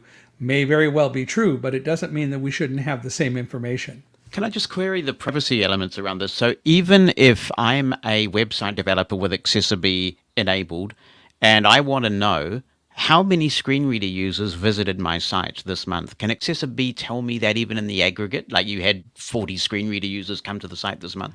No. Okay. It's that simple. No. AccessiBe doesn't collect any information. How does AccessiBe know that I'm a screen reader user to offer me the screen reader mode when I visit the site? It's transmitted as alt text, and so my screen reader hears it because it knows to look for that text. But one of the complaints that people had about AccessiBe, and I have it, is that if you go to a site like Namecheap, you'll hear this message. It says to enter screen reader mode, press Incessantly. Alt-1. Yeah, yes, and yes. to turn it off, press Alt-0. So last Thursday, after much discussion, that feature was disabled. So if you go to a website and see it today, clear your cache. And it won't do it anymore, because I still kept seeing it a few times, and AccessiBe coders said, check your cache. Well, I did clear my cache, and that stopped. You will not hear that message incessantly anymore. You'll hear it once. Now, the problem with that is that some people have said, well, but now I don't necessarily know that if I don't hear anything, that I've gone into screen reader mode. Well, yeah. So there are a couple of answers to that. One is, the easy one is just press Alt-1 anyway. But some people say, I don't want to have to press Alt-1. Okay, I don't mind, but I respect the fact that some people don't want to press Alt-1. The ideal way to address that is for the screen reader manufacturers to work with AccessiBe to put something into their systems that would allow me to have a setting that would essentially say, search for AccessiBe on any website that I go to, and if it's there, turn AccessiBe on. Now, whether we can get the screen reader manufacturers to do that is, of course, going to be a different story, but they should do that. AccessiBe already has over 100,000 websites that have purchased and use it, including some of those very websites that Adrian Roselli and others say got sued because of accessibility. And I'm not going to speak a lot about all the legal aspects because I don't want to put any case anywhere in jeopardy. But the bottom line is, AccessiBe is a very scalable product. It is a product that a number of people have already found usable. If the end users, that is those of us who go there with screen readers, have problems, I'm going to say to you and to everyone listening to this, then email me with specifics. And my email is easy. It's michaelhi@accessibe.com. michaelhi@accessibe, accessibe.com. I will answer any complaints, issues, or problems that people have. I will get them in conversations with people. Right now, Sheer Eckerling, as I said, AccessiBe's founder, wants to be involved in those meetings because he wants to hear it firsthand. He's not blind. He has no disability other than being the founder of a company, I guess. But he, or an entrepreneurial spirit, and that's not really a disability. But Sheer wants to understand firsthand and really become more aware of the market. And his thirst for that knowledge is amazing compared to most people and most companies I've ever dealt with. We've been on a variety of meetings with including blind people who've had serious problems. And I've heard a number of stories of people who complained to AccessiBe over the past 3 years about problems were very, very intensely angry at AccessiBe and sure said, let's work on it and let's talk about it. Some of those very people work for AccessiBe today. A number of them are in AccessiBe's focus groups, and we're looking for more people who have a credible issue or who can credibly test AccessiBe to address issues that people find. But again, I'm not going to sit here and say that AccessiBe isn't introducing a whole new variable of the way, in a sense, we look at websites, because it does enhance some of the visual issues like the heading situation that I just described. So I think we need to figure out, when people complain, what is really an issue and what is not. But I will tell you that what AccessiBe will not do is ignore or push under the rug any complaints that it gets. It may find that the problem isn't within AccessiBe and will help people recognize that, or it may find that the problem is within AccessiBe. And the beauty of finding a problem that is within AccessiBe is that when AccessiBe fixes it, it will address that issue on all websites that use AccessiBe, because it's scalable and everything rolls out through the cloud. A great example of that is www.oreo.com, as in the Oreo cookie, which is what the website is. Curtis Chong went to that website and found a graphic that was not being described at all. And AccessiBe does try to describe images. For example, on my website, the first time I invoked it and started going down the page, I found an image that I forgot was even there. And what AccessiBe, and there was no alt tag with it. Again, my website updater didn't do a very good job of coding it. And that was him. But I'm scrolling down the page and seeing this thing that says, man in white dress shirt holding yellow Labrador retriever. AccessiBe created that description, which is accurate as far as it goes. It told me exactly what was in the image, sort of like a lawyer, right? They give you all the details and they don't tell you anything. So we did change that alt tag, and now it says Michael Hingson hugging Roselle. But we left some other ones unchanged. Mike, you could have got exactly that same information from PictureSmart and JAWS, or even in the newer versions of Chrome, there's a feature that allows you to automatically describe images using Google's own licensing. So it's not particularly revolutionary there. Well, it isn't revolutionary, but the fact is it is in AccessiBe. It is there. I'm not saying that AccessiBe is the only way to do that. But the very fact is that AccessiBe did do that. I mean, we got PictureSmart in JAWS, and I'll get back to PictureSmart because it's relevant. But the very fact that AccessiBe described it is, I think, something that is pertinent. It is trying. If you're a restaurant owner and you are publishing a menu every day and you have an AccessiBe website or AccessiBe on your website, AccessiBe is going to try to interpret that entire menu and describe it to you. Can you do it other ways? Yeah. Will they be quite as automatic? Maybe. But the very fact is that AccessiBe put it in the system. And I'm not saying AccessiBe is the only alternative and the only solution. But the fact is it's communicating the information to your browser, which certainly is very helpful for a lot of people who may not be quite as knowledgeable about how to use the different aspects of Chrome or JAWS or whatever. So clearly this is a work in progress. If I take the Podbean podcast host, for example, which is obviously something I'm happy to geek out on, and Podbean has AccessiBe enabled, its pricing page displays its prices in a way that I would think looks visually like a table, but when you look at it with a screen reader, it comes up as a not very helpful list view where all the prices are kind of jumbled up. There's not much going on. And both ways, with AccessiBe turned on and off, it renders the same inaccessible ways. So what would be ideal is if the Podbean folks actually did the right thing, made a table, and fixed that. What concerns people, I think, is the idea that people feel that they can pay a monthly fee to a company to make the problem go away, but the problem doesn't go away. Well, and the question becomes, is it a problem that AccessiBe has or not? In other words, I don't know whether that looks like a table, but let's say that it does look like a table. I would also say, for example, if you're using JAWS, you can configure JAWS so that it will read a row rather than putting it in list view. And so sometimes that can be helpful. I've turned mine to this is definitely not an HTML table. This is displaying as a list view. My point in making this example, though, is to say AccessiBe hasn't fixed this. It's clearly an HTML coding issue on the website.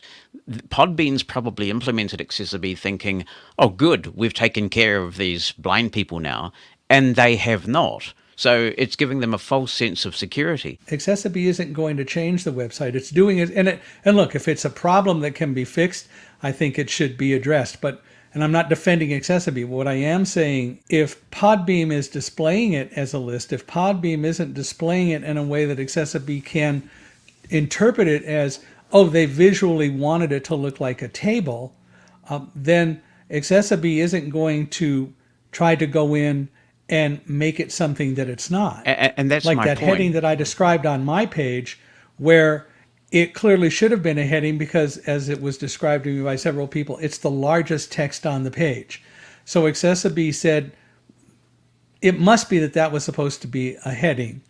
But I don't know how Podbean and HTML coding actually displays it and whether it's something that AccessiBe can address. But I think it is certainly relevant to bring up, and I will bring it up, or better yet, if you would email me just so I've got it in your own words, I'd like to explore that and see if we can get a better answer. Yeah, but I think you're not really addressing my concern, which is that Podbean is paying money to AccessiBe, thinking that they have now taken care of accessibility. So they are under the impression that by paying the, $49 a month, I believe it is, they can sort of tick the accessibility box and say, we're an accessible website now, and they are not. That's selling a product under false pretenses. By what definition?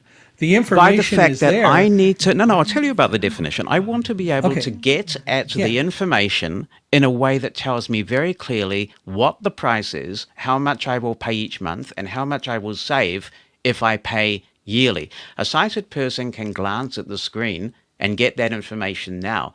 Podbean has paid for your service under the assumption that you're taking care of blind people's access. And this is the erroneous assumptions that are surrounding AccessiBe's marketing. They think they've done their bit now, so they don't have to worry about the way that they code their HTML. And isn't this the danger, that they've stopped paying attention to the code on their own website now? No, because AccessiBe doesn't say that we're taking care of all of your HTML coding problems that you didn't do right.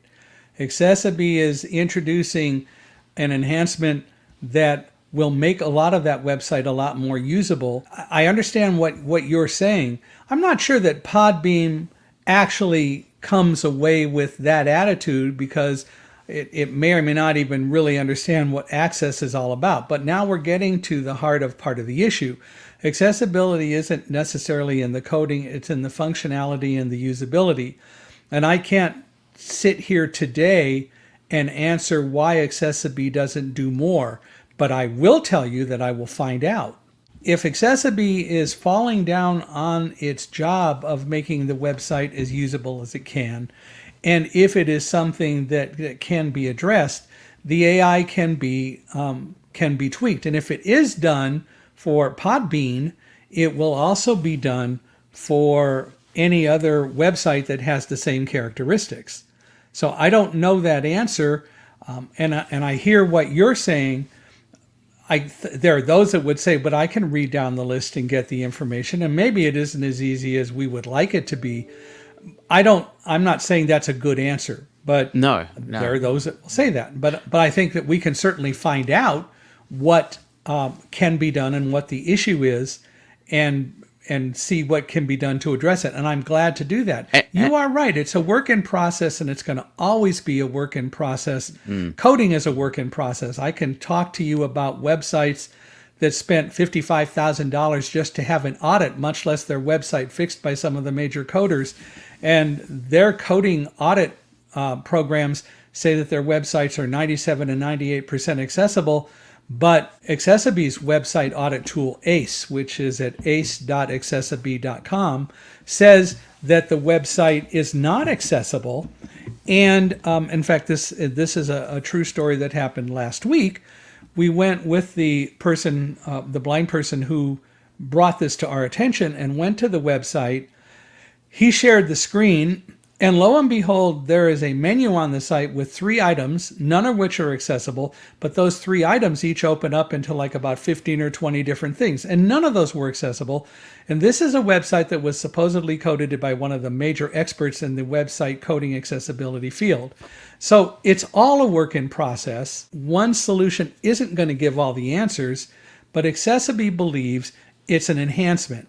And AccessiBe is also willing to say that if you find problems, bring them to us and let us try to fix them. Yeah, see, I'm not convinced that that's the messaging you're sending on the website. The messaging seems to be that disabled people are predators who like to sue people, and that if you pay this $49 a month to AccessiBe, you will make yourself lawsuit-proof because you'll fix the problem. But then if you go into the terms of service of AccessiBe, it says, and I'm quoting, "The functionality of the AccessiBe systems requires that the licensee website in which they are embedded be websites based solely on HTML files and tags," so basically no PDFs and things. I totally get that. But then it goes on to say, "and that the source code be written according to the standard of the World Wide Web Consortium, W3C, without any errors or validation warnings in W3C troubleshooting inspections." Now, if on the one hand, you're saying we're going to make your website accessible without all this complex coding, which is way too expensive for businesses, and then on the other, you're saying, but our terms of service require you to be W3C compliant and write your HTML right, then if everybody does that, what value are you adding? Well, if they do that, but they don't. But it's in the terms of service, so you agree to the terms of service when you sign up. No, I understand. One of the reasons I was hired was that they began to recognize that a lot of the messaging isn't what it should be. There are people, and I think that it is true on the AccessiBe webpage, people come away with the impression AccessiBe is going to keep you from getting sued. First of all, nothing can keep you from getting sued because lawyers will sue if they want to sue. But whether it's a legitimate lawsuit or not is another thing. But people also come away and have said that AccessiBe says that your website will become fully accessible if you use us. And those are not accurate, good messages that AccessiBe has apparently projected. And those are being fixed and will be fixed because that is not the impression that AccessiBe wants to give. I think that the WC3 compliant thing is all about writing to standards, and it's fair to say we should write to standards, but we also recognize that most websites in this world aren't written to standards as much as they should be. Remember, it's the Web Content Accessibility Guidelines, and there's nothing that mandates, there's nothing in most all of the laws that mandate what the standard is. And the problem with standards is standards do not accessibility make. The National Federation of the Blind back in 2008 passed a resolution dealing with web access and accessibility and what accessibility really means. And that resolution says that accessibility is all about functionality and usability first and foremost. The guidelines will help with that, but the guidelines do not make the website accessible. And AccessiBe is, using artificial intelligence, not going to be the full solution. AccessiBe is looking at ways to enhance that by having people that website owners who use accessibility can access to address coding issues that AccessiBe can't. That's not happened yet. It is something that AccessiBe would like to do because AccessiBe believes that we're all trying to solve the same problem and everyone really ought to work together. And the detractors are so opposed to the concept of artificial intelligence being involved that they won't and don't see the value of what AccessiBe can bring. Is it perfect? No, it's not. Can we make it better? Yes, we can.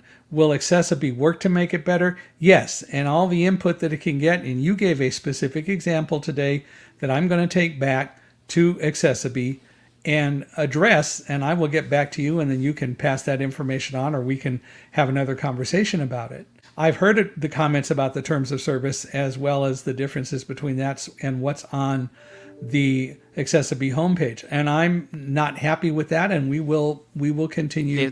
There's to work clearly to get a that addressed, conflict because there. some of it has to be one done is with marketing lawyers. speak and one is legalese, and it's not a good look. Yeah, but both of them have to be addressed with lawyers to make sure that we do it the right way. Yeah. And also part of it is different languages, because AccessiBe is a company based in Israel and very frankly has not necessarily written. Yeah, but if you've got $40 million floating around, I'm sure they can find somebody to write some proper English, though. I mean, That's right. Come on. And we're working, and Yeah. we're going to get that addressed. I do want to come back to the engagement, but first I just want to talk about how some users have said to me that the implementation of AccessiBe has actually made some websites worse. Some blind people say they are constantly being prompted for the accessibility mode, and obviously that's now been taken care of. So that is a really positive thing. When they do finally relent and enable the screen reader mode, though, mainly because they want to get rid of that prompt before you've stopped it automatically speaking. Users say that in many cases, focus has jumped all over the place. Some users have said that sometimes AccessiBe's toolbar is actually blocking legitimate parts of the site so they can't get to it. Now, one listener specifically wrote to me in great detail into this show saying that he can't pay his rent anymore because AccessiBe was installed on the site that he needs to visit to pay his rent. Several blind people who've used Namecheap, and it's interesting that they inspired you to join, because I've seen tweets from people who've written to Namecheap and have said, look, we're actually transferring our domains because AccessiBe has made Namecheap less usable than it was.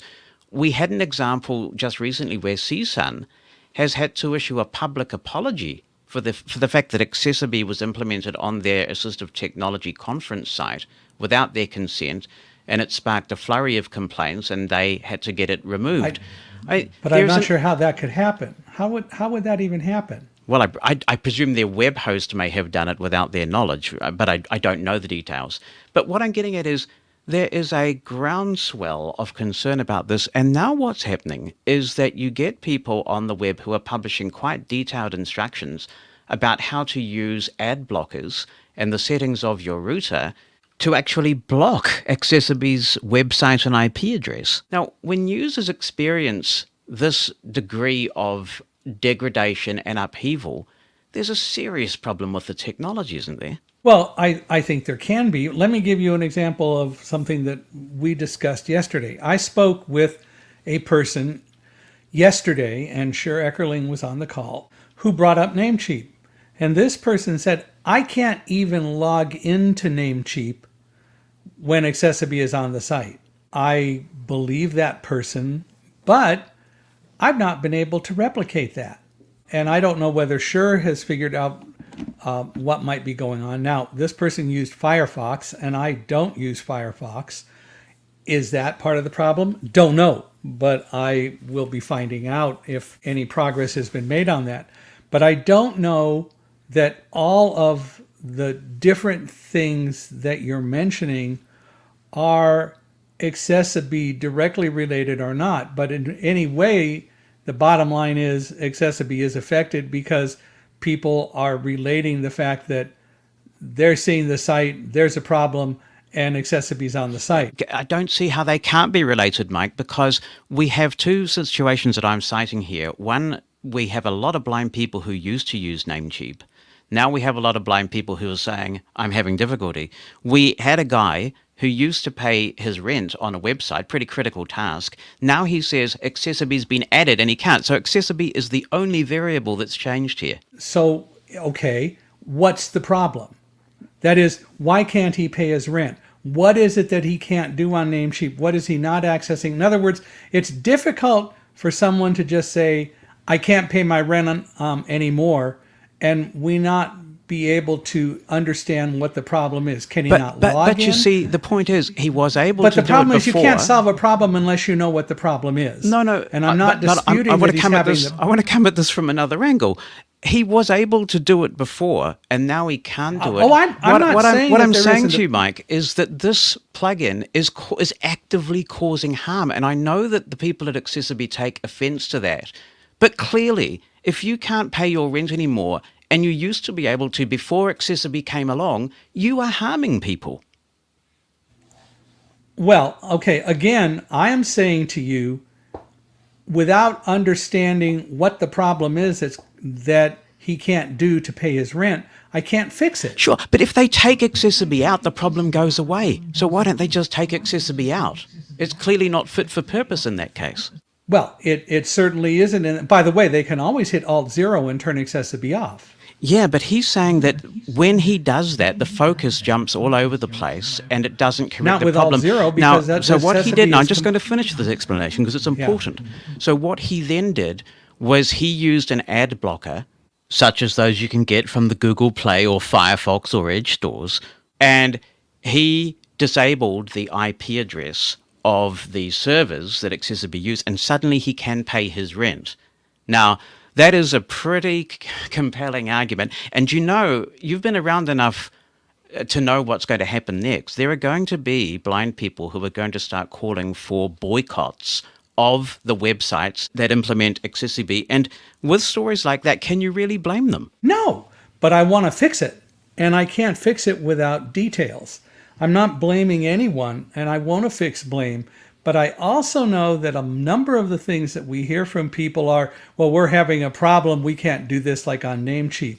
It took a while to get the person yesterday to tell us that what they were facing was they couldn't log in on Namecheap. Okay, I appreciate that, but I don't know why. And we also got the information that this person used Firefox. If we can't replicate the problem, then I don't know whether it's an AccessiBe issue or not, but we have to investigate further because clearly it has in one way or another been associated with AccessiBe. I'm telling you that AccessiBe wants to address those issues. With your person who couldn't pay their rent and who had to get an ad blocker involved, I would like someone at AccessiBe to see the actual problem so that we can try to figure out what is going on, because clearly something's not interacting from that person's computer with AccessiBe in the way that AccessiBe wants it. But now he's having to go through the hoop of potentially talking to you to get back something he had before. You see the problem. This is where people are saying it's doing harm, because if the company concerned just took AccessiBe away, the problem would be fixed. So you remember IRA, you worked at IRA. How long was it for us to be able to get IRA to announce again the whole issue of people crossing streets and being able to interact with agents? The problem is, no matter how much input we gave, we had a really hard time getting IRA to address that. It finally did, but it took over 2 years. I'm telling you that I understand what you're saying, but the problem still exists that coders haven't done a great job of making products accessible, and AccessiBe is trying to do that. And AccessiBe may not be doing the job that we want it to do, but we are all part of the same community and can be part of the solution rather than the problem. And all I want to do is to try to really understand by somebody looking at that website, preferably with the end user, and yes, they have to take the time, but the end user giving enough information, preferably by sharing a screen, so that AccessiBe can see the problem and try to fix something that maybe it has to fix. The bottom line is it isn't a perfect world today, and the reality is that we're all part of a number of evolving kinds of things. I mean, I talked to somebody this morning who said, we can't trust Anthony Fauci here in the United States because when the pandemic started, he said, we don't need to wear masks. Well, it wasn't quite what he said. He said that at the beginning, the people who really need masks are the people in the medical professions, and people shouldn't go after N95 masks. But there wasn't a major mask mandate initially either. Was Fauci wrong? Well, hindsight's a wonderful thing. You will have seen in your many years involved with technology, people with the very best of intentions who think they've come up with the next big thing that's just going to change the lives of blind people. This is where it seems like the traditional rules of engagement with the blind community, as in talking with consumer organizations, tech experts, have not been followed since AccessiBe's inception, and now they are starting to pay a huge price for that. Correct. When we see these examples of people who they don't have an axe to grind. They don't know the individuals personally. All they know is that something they could do before has suddenly become more difficult because of a company that thinks they know what's best for blind people. Surely in your own career, you have embraced the concept of nothing about us without us. This technology is flawed, and it's been rolled out and implemented without due diligence and appropriate consultation, and that's why there is such significant backlash. And the way, maybe before your time, but the way AccessiBe has responded to that is to play the victim and claim that all these people who genuinely have concern, who have contributed years of their lives to trying to make the web a more accessible place, are hostile and somehow have some sort of hidden agenda. That is an appalling way to treat blind people and accessibility experts who've done nothing more than try to make the world a better place. I don't think AccessiBe has tried to play the victim. I've heard that a number of times, but in my interactions with people, they at AccessiBe, they acknowledge they have not interacted with end users. But AccessiBe has, for months, not responded to articles like the one by Roselli and so on, or the videos from Carl Grove, which are grossly misrepresentative of reality. But the bottom line is, I don't think that it has tried to play the victim. I think what AccessiBe has done, whether it's been communicated well or not, or whether it's totally right or not, I think there's more right than wrong, but the AccessiBe has said, there are a number of people who have attacked us without knowing a lot about us. Chancey Fleet said at the very beginning of a meeting that we had that AccessiBe staff needs to go re-examine itself and needs to decide that it's doing so much public harm. The staff doesn't have any reality connection to the world. She doesn't know anything about the staff. There have been blanket statements that have come from some of these so-called experts because they believe the only way to gain access is through coding.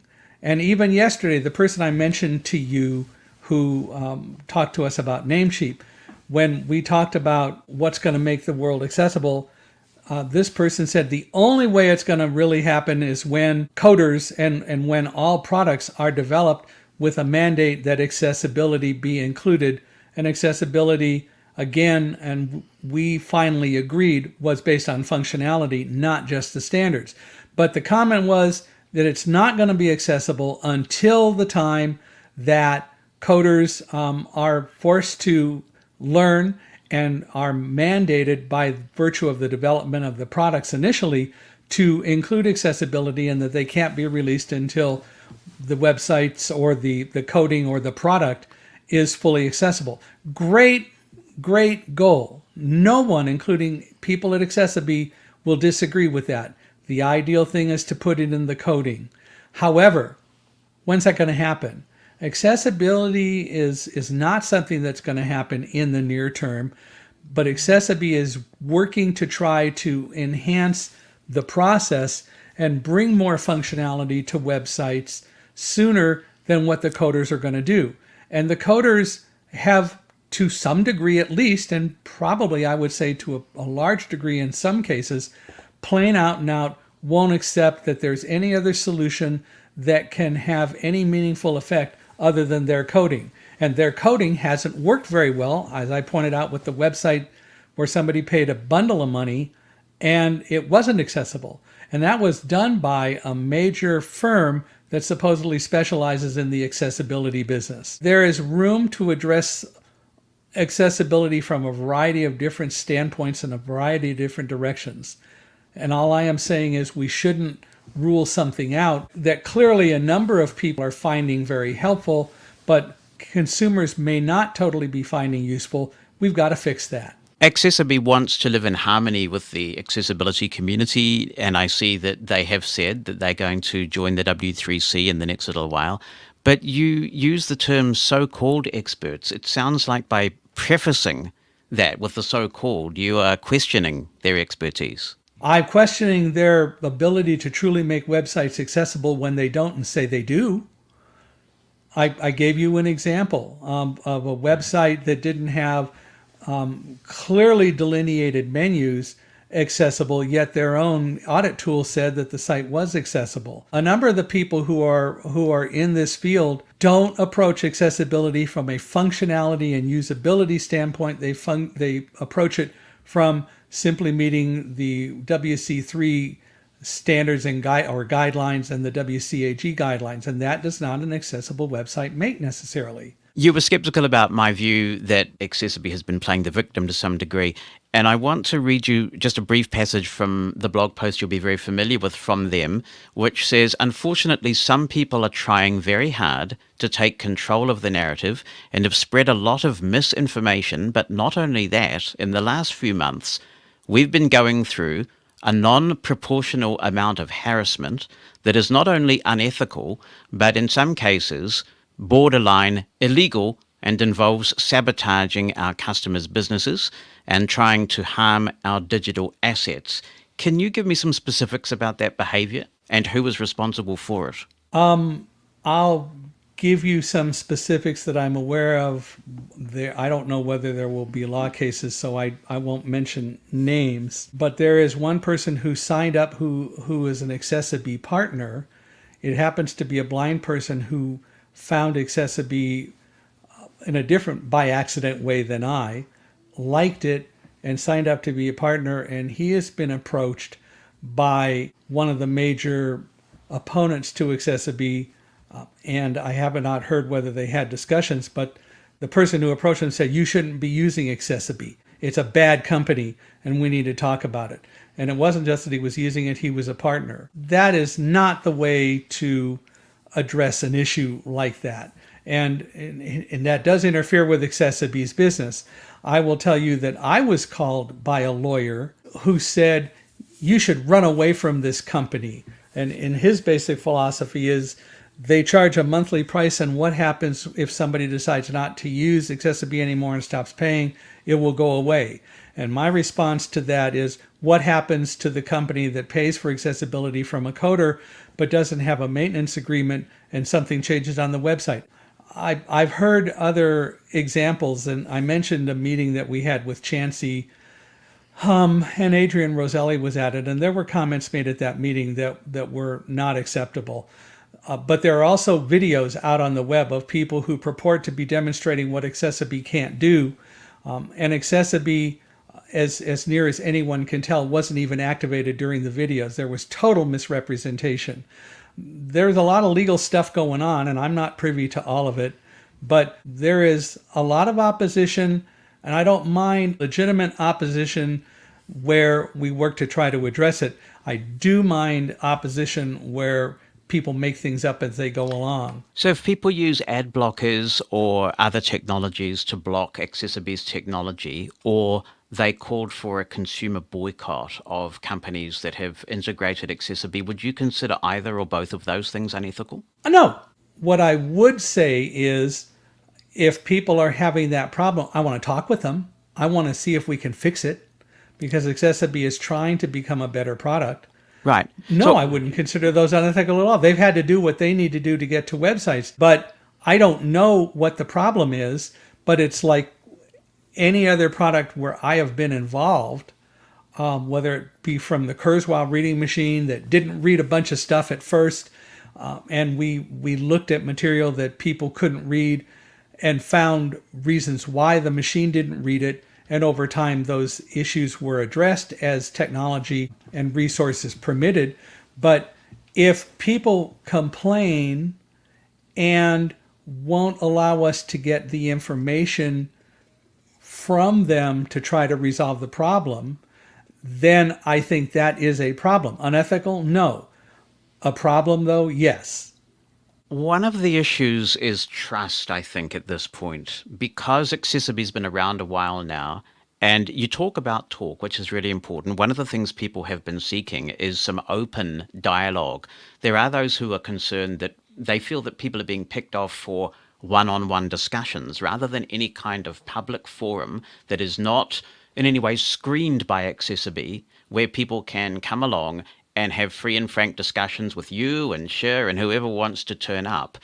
It seems that, AccessiBe is not willing to do that. I understand there is a webinar coming up where you can submit questions and those questions will be screened, but there's no open forum where people can actually have a moment where perhaps some healing could begin. I think the other thing that probably needs to happen is a bit of a mea culpa. This comes back to the little section I read on your blog. We also see some posts on LinkedIn from one AccessiBe employee who describes the only objections coming from greedy accessibility consultants. So there's a lot of rhetoric on both sides. Don't you think it's time that AccessiBe essentially said, we are sorry, we have handled our engagement with the blind community and the wider accessibility community incredibly badly, and here's a 10-point plan about how we intend to do better. Please, can we start again? I think we can work on trying to deal with the messaging and address some of those issues, absolutely. And I will take that back to AccessiBe. I want to go back to your webinar comment. Yeah, I believe that it's time to do that. Someone wanted to challenge AccessiBe to a debate and wanted to have that live, and AccessiBe won't do it with that individual because they have been very seriously misrepresenting a lot of issues. This is Carl Groves, AccessiBe. right? It is Carl Groves, Right, and right. that's a legal issue, and I won't go there. And I don't know Carl Groves. I've seen some of the things that he's done, and I've seen some of the things that he said, and he was dead wrong. First of all, the issue with private meetings is only to be able to look at specific examples. I'm perfectly glad to promote and arrange for and get some sort of public forum where people can come and talk about their issues, but I want people to come to that with enough of an open mind that if we can resolve those issues, well, let me put it a different way. Why would we have a webinar? We want to have a webinar so that there can be frank discussion about problems. Would you agree? Yes. Okay. And if people come to that and want to discuss problems, do we also want to try to move forward from the webinar with either common grounds for trying to solve them, or at least a commitment, in this case on AccessiBe's accessibility's part, to figure out how we can address the issues or respond to them if we can't do it all within the webinar? This is why I have divided my questioning broadly into two categories: the technology itself and the messaging and the marketing, because this is where the trust comes back. We haven't even discussed some of the accusations about paying for praise, about besmirching other people's technology that competes with yours, about WordPress reviews. There is a lot out there. There is a lot out there relating to trust, and the burying it under the carpet thing clearly hasn't worked, because if anything, the fact that we're spending all this time on this podcast talking about it, when we focus on issues of concern to the blind community, says it all. It's reached critical mass. If it's got on this podcast, it's reached critical mass. Well, it has, but I don't think that AccessiBe has tried to bury it under the carpet. AccessiBe hasn't done what I would like to see it do and what I'm going to work to fix. We are fighting an uphill battle to address it because there is a lot of momentum. But burying it under the carpet and just saying it doesn't exist, no. Has there been misrepresentations and mischaracterizations of AccessiBe? It does go that way as well. Mm-hmm. But speculation does fill a vacuum, Mike. I understand that. Only that recently I'm not arguing with you. AccessiBe got on Twitter at all. I'm not arguing with you about that. And again, I joined the company in part because I was asked to help take us forward. And I'm asking people to accept that, whether they agree, whether they are happy with AccessiBe. All I'm saying to people is, my point is we will demonstrate that AccessiBe does want to try to address issues. The other part about it is AccessiBe isn't viewing coders as competitors. If you spend any time interacting with AccessiBe people today, they're going to tell you that we're all on the same side. And we both offer parts of an overall solution of making accessibility a reality for people of all disabilities, and especially in our case, we're talking about blind people, and we want to make that happen. But AccessiBe is not saying that coders are competitors. AccessiBe is saying some people have taken a position that there is no other way to make a website accessible other than through raw coding. Accessibility does not come about because of what AccessiBe is doing, simply because of raw coding. AccessiBe also recognizes it is not an end-all solution that's going to make websites totally accessible. And it wants to work with the coding industry, which is why, and I will tell you up front, I was the one that said to Sher Eckerling, join W3C. After Chancey Fleet pushed it at a meeting, and AccessiBe's comment to Chancey was, well, you guys have so demonized us that it's hard to be accepted. And I said to Sher, doesn't matter. Join the W3C, be part of the solution, not a problem. But that sort of language is exactly my point about the victimhood on AccessiBe's part, claiming that they've been demonized. Well, but they have. But the point is that AccessiBe moved forward from that and has joined the W3C. I don't know where all that stands. I believe that they are members, or they have done the things to create membership. I do know that there are some meetings that will be occurring, and I've been told I'll be a part of it, but I don't know what they are. So I don't have the specifics, but AccessiBe has reached out to the W3C and wants to be part of the solution. I agree with you that there's been some feeling on the part of AccessiBe that they have been demonized. I think it has happened to some degree, and I think that it has happened because people aren't accepting that there is an alternative to doing things by raw coding that can be part of the solution. And I am asking you, do you think that artificial intelligence can play a part in making websites more usable? Well, in this case, I'm here to ask you the questions, but I think it's a fair question that we should all consider when this episode is over. I do want to, in the time we have remaining, ask you about reports that in presentations given by AccessiBe staff, they have distributed eye masks to attendees so that the attendees can experience the, quote, frustrations, unquote, of being blind and using the web. And I take it that you have put a stop to this as a blind guy who is well steeped in the advocacy movement and understands what an ableist, deeply offensive behavior that is. Yeah, I have not seen it. I think I've heard it once or twice, but I have not seen it, and I wouldn't like that. I understand the motivation, but I don't like that. That's not the way to do it. And I would not accept that, and I will have that discussion, because you're right. It's no better than dining in the dark, which is a totally, I would almost say unethical, but certainly an inappropriate way to get somebody to have an understanding of what it's like to be blind. This has been a frank conversation, and I really appreciate that. And I've done my best through my research to ask you the questions that I have seen to essentially give AccessiBe a right of reply. And while the questions have been tough in some cases, I do hope you've at least felt heard. But I do want to finish up by circling back to where we began.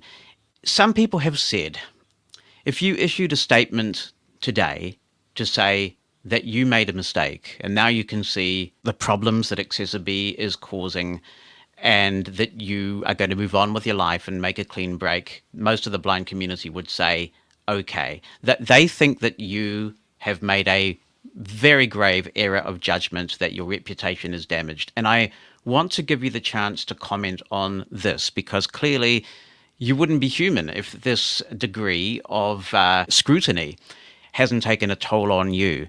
Do you think you have made a mistake? Do you regret getting mixed up with AccessiBe? No. I have become involved with several companies over the years and started my own that weren't necessarily in the blindness world, but I have become a part of companies because of the expertise I bring from being involved with startups, understanding how startups work, understanding, in the case of companies dealing with blindness and blind people, seeing a product, what it might be able to do to enhance our lives as blind people.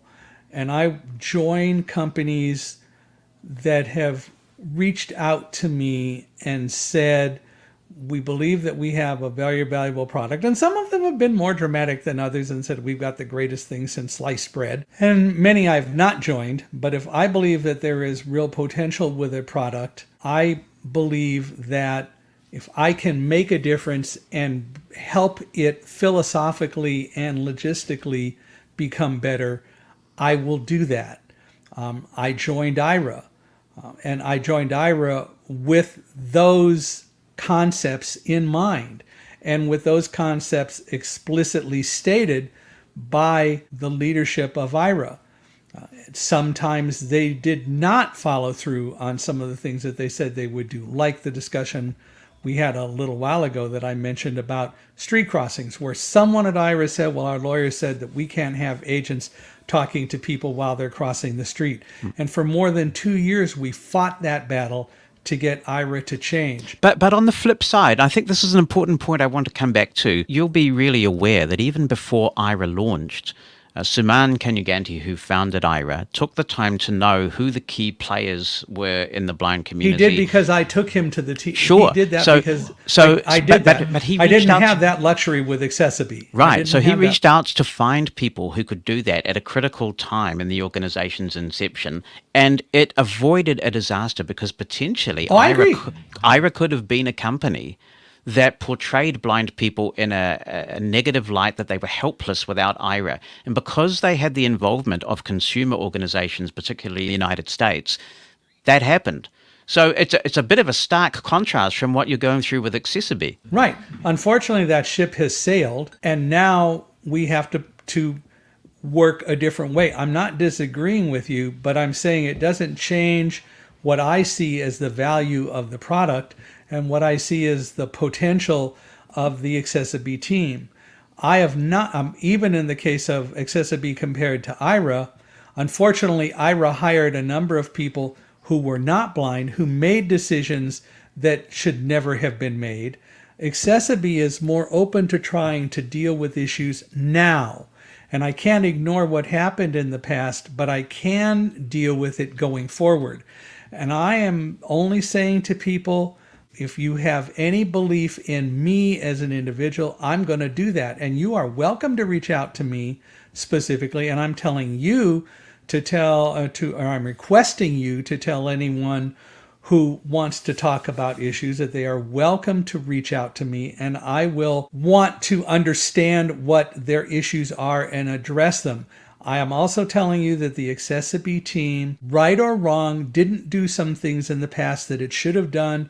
I need to work to address those changes. I am saying that I joined this company to help it make a difference in a positive way. And if I have to turn some things around, I will do that. I believe that we are making progress and that we will affect a major change in making websites more usable by people who happen to be blind. It isn't going to happen overnight. It is a different and a new and revolutionary and evolutionary kind of technology. But and everything that I have seen, things that I can and can't talk about just based on what I've seen and being at the company, I believe that the potential is there and that the desire of the accessibility team is to do the right thing. And I want consumers to help me define what the right thing is, but I believe AccessiBe is open to addressing that. Can I just wrap up by asking, is there any point that you would like to make that we haven't covered so far? Given that you have been under the grill a bit, I want to make sure that all of the key points are made from your side. Well, I want to say that I really appreciate the discussion. It has been a good open discussion, and I'm very glad about that. I think the only point that I can continue to make is how I operate. Hey, I've got a master's degree in physics, so maybe that kind of governs how I look at things. But for me, I can't fix something if I cannot understand what it really is. And the it is going to be a moving target, but I am saying that I believe that we can make this a viable solution. Other overlays in the past, I mean, DQ Systems had an overlay that didn't go over well, and it's a major coding company nowadays. The fact is that AccessiBe is doing something that hasn't been done. AccessiBe should have started in a little bit different way by involving more consumers. It is involving consumers. There are several focus groups of people who are hired by AccessiBe to be testers. Some of those people complained about accessibility and AccessiBe specifically and what it was and wasn't doing. AccessiBe fixed the problems, and those people said, all right, we want to be part of the solution. And AccessiBe said, we'll be glad to work with you. If people want to talk to me about becoming a tester for AccessiBe and can demonstrate where they bring value, I'm not going hire someone just because they say, oh, well, we've got this one little problem. But I want people who truly can help us analyze. I will talk with those people, and I will tell you that AccessiBe is willing to pay for good, solid, ongoing input. So I'm not going to sit here and betray blind people. I don't believe that I've sold out. I believe that it is also time for everyone to take a step back and let's examine a solution. And from my perspective, that I believe really does have a way of positively affecting how we all interact with the internet. That's AccessiBe's Michael Hingson, who followed up in an email to say that he talked to Sher Ekeling, the CEO of AccessiBe and its founder, and mentioned the example that I cited of the website www.podbean.com, where on the pricing page AccessiBe wasn't making any difference at all. Sher Ekeling apparently visited the Podbean site, and Mike Hingson writes, what he told me was that although Podbean had AccessiBe on its homepage, it was not at all on the pricing page. So, of course, you wouldn't see AccessiBe do anything to help this page. Several points, therefore, that I feel should be included in the interview. 1. Why AccessiBe is not on the pricing page is for now up to conjecture. My immediate thought after Sher examined the site is that the site utilizes different technologies for different parts of the site, and the site owner or their site builders did not choose to put AccessiBe everywhere. The blog on the site uses WordPress, while other parts of the site do not. This is not an AccessiBe issue, but Sher is going to determine who sold AccessiBe to Podbean and see if we can learn more about what might be going on. It could be that someone at Podbean doesn't even know, for whatever reason, that AccessiBe is not on all pages of the site. 2. As I mentioned to you, there have been many examples of people complaining about what AccessiBe does and does not do on sites. You cited several examples of specific issues people wrote to you about, including the issue with the gentleman who could not pay his rent on a site utilizing AccessiBe. As I said, without more information, it is difficult to really respond. However, you gave a specific example in www.podbean.com. AccessiBe did check this out and identify the issue. No way can AccessiBe improve on that page unless it is first invoked. 3. Again, I am ready and willing to address specific issues people bring to me. I am working on AccessiBe's messaging and will address issues you raised. I do know there are some trust issues, some valid and some not deserved. Like it or not, blind people are often testers, just as are consumers everywhere with established and new products. Sometimes consumers know they are test subjects, and often they do not know, and even sometimes consumers are surprised and even possibly angry when they discover that product testing was going on right under their noses. Even so, AccessiBe did not do the kind of consumer engagement you and I want and know must occur with a new product, especially where blind people, their lives and their futures are concerned. As I said, I cannot fix what happened before, but I will address issues going forward. But those issues and perceptions fall on both sides of the discussion. So that's Mike's appendix, if you will, to the interview we conducted, and I will add an appendix of my own, which is that the tone of that email seems to suggest that AccessiBe can be exonerated from the Podbean example that I gave, because AccessiBe code was not found on the Podbean pricing page. But I think this illustrates the point that a number of opponents have been making.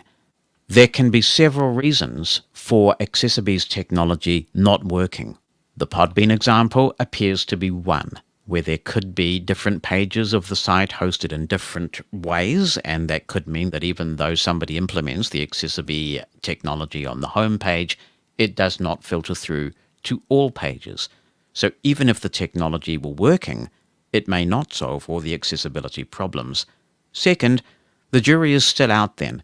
So I urge you to go to podbean.com and visit the pricing page. You will see what I mean there, where you can commit to memory the order in which the figures occur. And if you've got a good memory for those things, you can decipher the information on that page.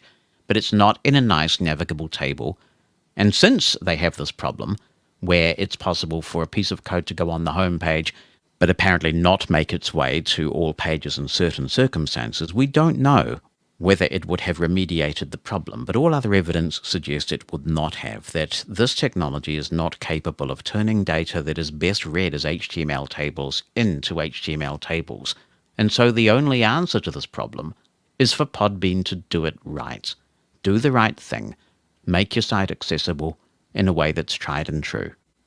Third, I think that people will have to be the judge about the ethics of blind people testing in real-world environments with something so mission-critical as web accessibility, where if those tests fail, you could be deprived of access to information that you could access before. There may well be blind people who are happy to test for AccessiBe and provide feedback in a sandboxed situation. Many of us are often surveyed for focus groups, various things, and sometimes we're paid and sometimes we are not, and it's up to us whether we lend our expertise in any of those situations. But if its own numbers are to be believed, AccessiBe is now on over 100,000 websites. To roll that technology out to that many websites and possibly impede the accessibility of the web while the bugs are ironed out, even if we assume that there will come a moment when this technology does add value, could be argued to be highly unethical, profoundly selfish, and playing with the lives of blind people while the money rolls in. Mosen at Large Podcast. My next guest needs very little introduction for people interested in assistive technology, so I will make a short one. Curtis Chong has been a software developer and administrator in and out of the blindness system, an advocate, and was for very many years president of the National Federation of the Blind in Computer Science. His experiences would make a great interview in itself, and I'd like to have you back for that, Curtis. But today, we're going to be seeking his perspective on AccessiBe and accessibility overlays in general. Thank you for your time, Curtis. It's good to talk with you again. I'm very glad to be here, Jonathan. Thank you for having me. Like many of us, I'm sure you couldn't avoid the increasing expressions of concern about AccessiBe, and I understand that you've spent some time now using websites that have implemented it. What's your take on the technology? My initial take on the technology is neither completely supportive nor energetically opposed. I do believe that the approach that AccessiBe has developed and has clearly implemented across a vast array of websites right now does deserve some careful, thorough, and critical examination, so that we, the people who are ultimately affected by this, can arrive at a cogent and information-based conclusion as to whether this approach does or doesn't work. Now, when I first looked at AccessiBe's promotional material, a lot of it was based on the people who actually pay the money. These are the customers who want to demonstrate that they're making efforts to make their websites accessible. They don't have to pay a lot of money to AccessiBe per se, comparatively speaking. And the focus of the promotional material was, look how easy it was to make our stuff accessible. AccessiBe really helped us out a lot. So that's what I heard from the customer side. What I did not hear was any commentary from a person sitting at a keyboard, running a screen reader, accessing websites, to determine whether or not for them the experience was one that was positive or negative. And what concerned me more than anything else was this definitely energetic criticism. You know, the first time I sent information out about this to somebody saying, what do you think? The words I got were, run away from it as fast as you possibly can. Well, being a natural contrarian by nature, I thought, well, at least AccessiBe deserves a look. And some, go look at some of the websites and see what's going on. Now, there's a couple of valid points I think that AccessiBe makes about scalability.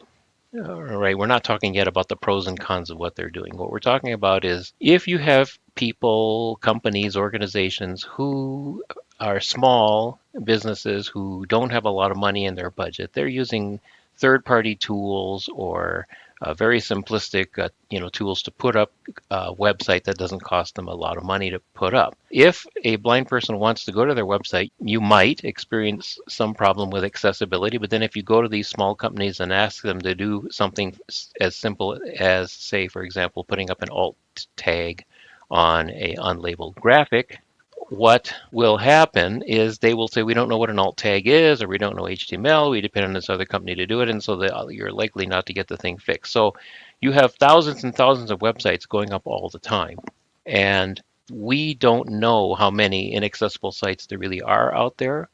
We don't know how many, what we're missing, because, we don't go after all of these websites. But what we do know is that what's not happening is that 100% of all the sites that are put up in the world are 100% going to be accessible to the blind. We know that's not going to happen given the technology that is in use today. And AccessiBe makes a great point about this. They say that their solution is scalable. They say that it's relatively easy to implement. What they're not saying is how much responsibility do we place, or how much emphasis do we place or encourage our customers to place on accessibility, so that when the issue comes up, a blind person wants to use a site that's been developed, implemented the AccessiBe solution, and what is the blind person to do then when suddenly they raise concerns with the company? So suppose an image is described by AI as opposed to a human being, and what if the description is somewhat inaccurate? Who's responsible for taking care of that? Who's responsible when you encounter inconsistent behavior between browsers on your computer? I use 3 of them myself, sort of interchangeably. I have a couple preferences, but I noticed the behavior was different. But accessibility, as I said, makes a valid point, which nobody has been able to address, which is scalability. How do we get it so that all websites, in an ideal world, what would happen is the tools that you use to develop websites, all of them would develop accessible content. In an ideal world, 100% of all the websites we need to use would work splendidly with our screen reading technology. And in an ideal world, if a blind user encounters a problem, there would be a place that they can go to, call somebody to resolve the issues, and not run across a customer service agent who says, well, go look for the gear-shaped icon or look for the microphone and then click on that, because that's often what we run up against. Well, the reality is we're not living in the ideal world. Not all websites are accessible, and so I'm more interested, in terms of when I'm looking at what AccessiBe and others have done, is whether the AI approach is mature enough that it really results in a benefit for us as end users who, by and large, don't understand what WCAG is. We don't know the specifics of any of the accessibility guidelines. All we know is that we want to get a little piece of work done, or we want to buy something, or we want to get a piece of information. And if it doesn't work, we often have trouble figuring out why doesn't it work, how do we describe the problem, et cetera, et cetera, et cetera. And there's the rub, isn't it? If we look at the technology as it stands at the moment, I've had listeners email me, for example, to say that after AccessiBe was implemented on a website, they've actually been locked out of being able to pay the rent, do things that they could do before AccessiBe was implemented on that site. So I think we all agree on the problem, which is It is difficult to scale. Is this the answer to the problem, though? And when I've been having a look at some sites where AccessiBe is implemented, I must say the changes they are making appear to be quite rudimentary. So sometimes they will reformat the web page and introduce some additional ARIA regions, not necessarily for the better, I must say.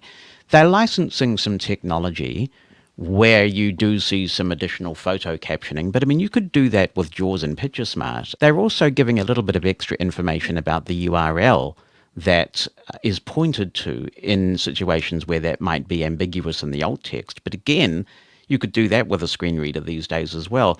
So I'm wondering whether, they've articulated a serious problem. Do they actually have a solution that is adding value, though? Well, that's a good question. And I will say that if, for example, the problem you're experiencing with a website is that the menus don't expand as you expect them to when you hear JAWS say menu collapsed, because you haven't activated the AccessiBe interface, and you push enter or the space bar and you're trying your darndest to get it expanded. And if by activating AccessiBe you actually can expand the menu with a keyboard command, That's one indicator. Mind you, I'm not here trying to tout the virtues of AccessiBe. I have run across the same issues that you're talking about, and it worries me that somebody can get up and say with validity that a task that they used to be able to do is no longer possible with AccessiBe running. The one good thing about, I suppose, the way in which the implementation has been set up is that you can deactivate it with a keystroke. We're focusing on the Windows platform. I did ask them how they were doing in terms of if you were using Safari, let's say on an iPhone, for example, and I did play with a couple of websites using Safari on the iPhone, and the behavior is definitely different. There is no keyboard command to activate or deactivate the interface. There's a button at the top if you can find it. And I have identified a few problems which I duly reported to AccessiBe, knowing that a website was an AccessiBe supported site. You can't tell just by looking at the web page with your screen reader whether a site is AccessiBe or not. You can only guess based on the fact that it says you have to hit Alt 1 or Alt 0 or whatever. I'm a T-Mobile customer here in the United States, and the T-Mobile website has you press Alt 0 to bring up what they refer to as their accessibility menu. And I initially thought that was AccessiBe and found out later on that was not. My take on the way AccessiBe is doing this is, number one, they've got a large number of customers now. That goes without saying, who are paying them good money, and they're a growing corporation. They have done this by persuading these customers that their work will help their customers to be accessible, or at the very least to avoid lawsuits. I think any idealistic claim in that direction is misguided. I do not believe, honestly, that AccessiBe will be able to fix every accessibility issue that the customer runs up against without some extra work or responsibility being taken by their customers, right? I just simply am not going to go that far. I do believe that their acquaintance with the way blind people use the internet, the way in which we browse the internet, how our screen readers specifically behave with different browsers, is something which I regret to say has only come to their attention lately. I'm not saying this as a way to say, oh, accessibility is a horrible thing, but the way they've dug into how the end user benefits from their work, in my view, has been insufficient. They need to do more. And they're starting this, I think, but they need to do more to understand, okay, we've put this thing in. How does it look? How does it sound? How does it feel with respect to your computer, your situation for the specific websites that we're supporting, which there are a lot of them. And I'm not a person who wants to test thousands of websites. I don't have that kind of time. I got lots of other things I wish to do. I hope they have other people who are doing it, who are working for them, because if they don't, they're making a huge mistake.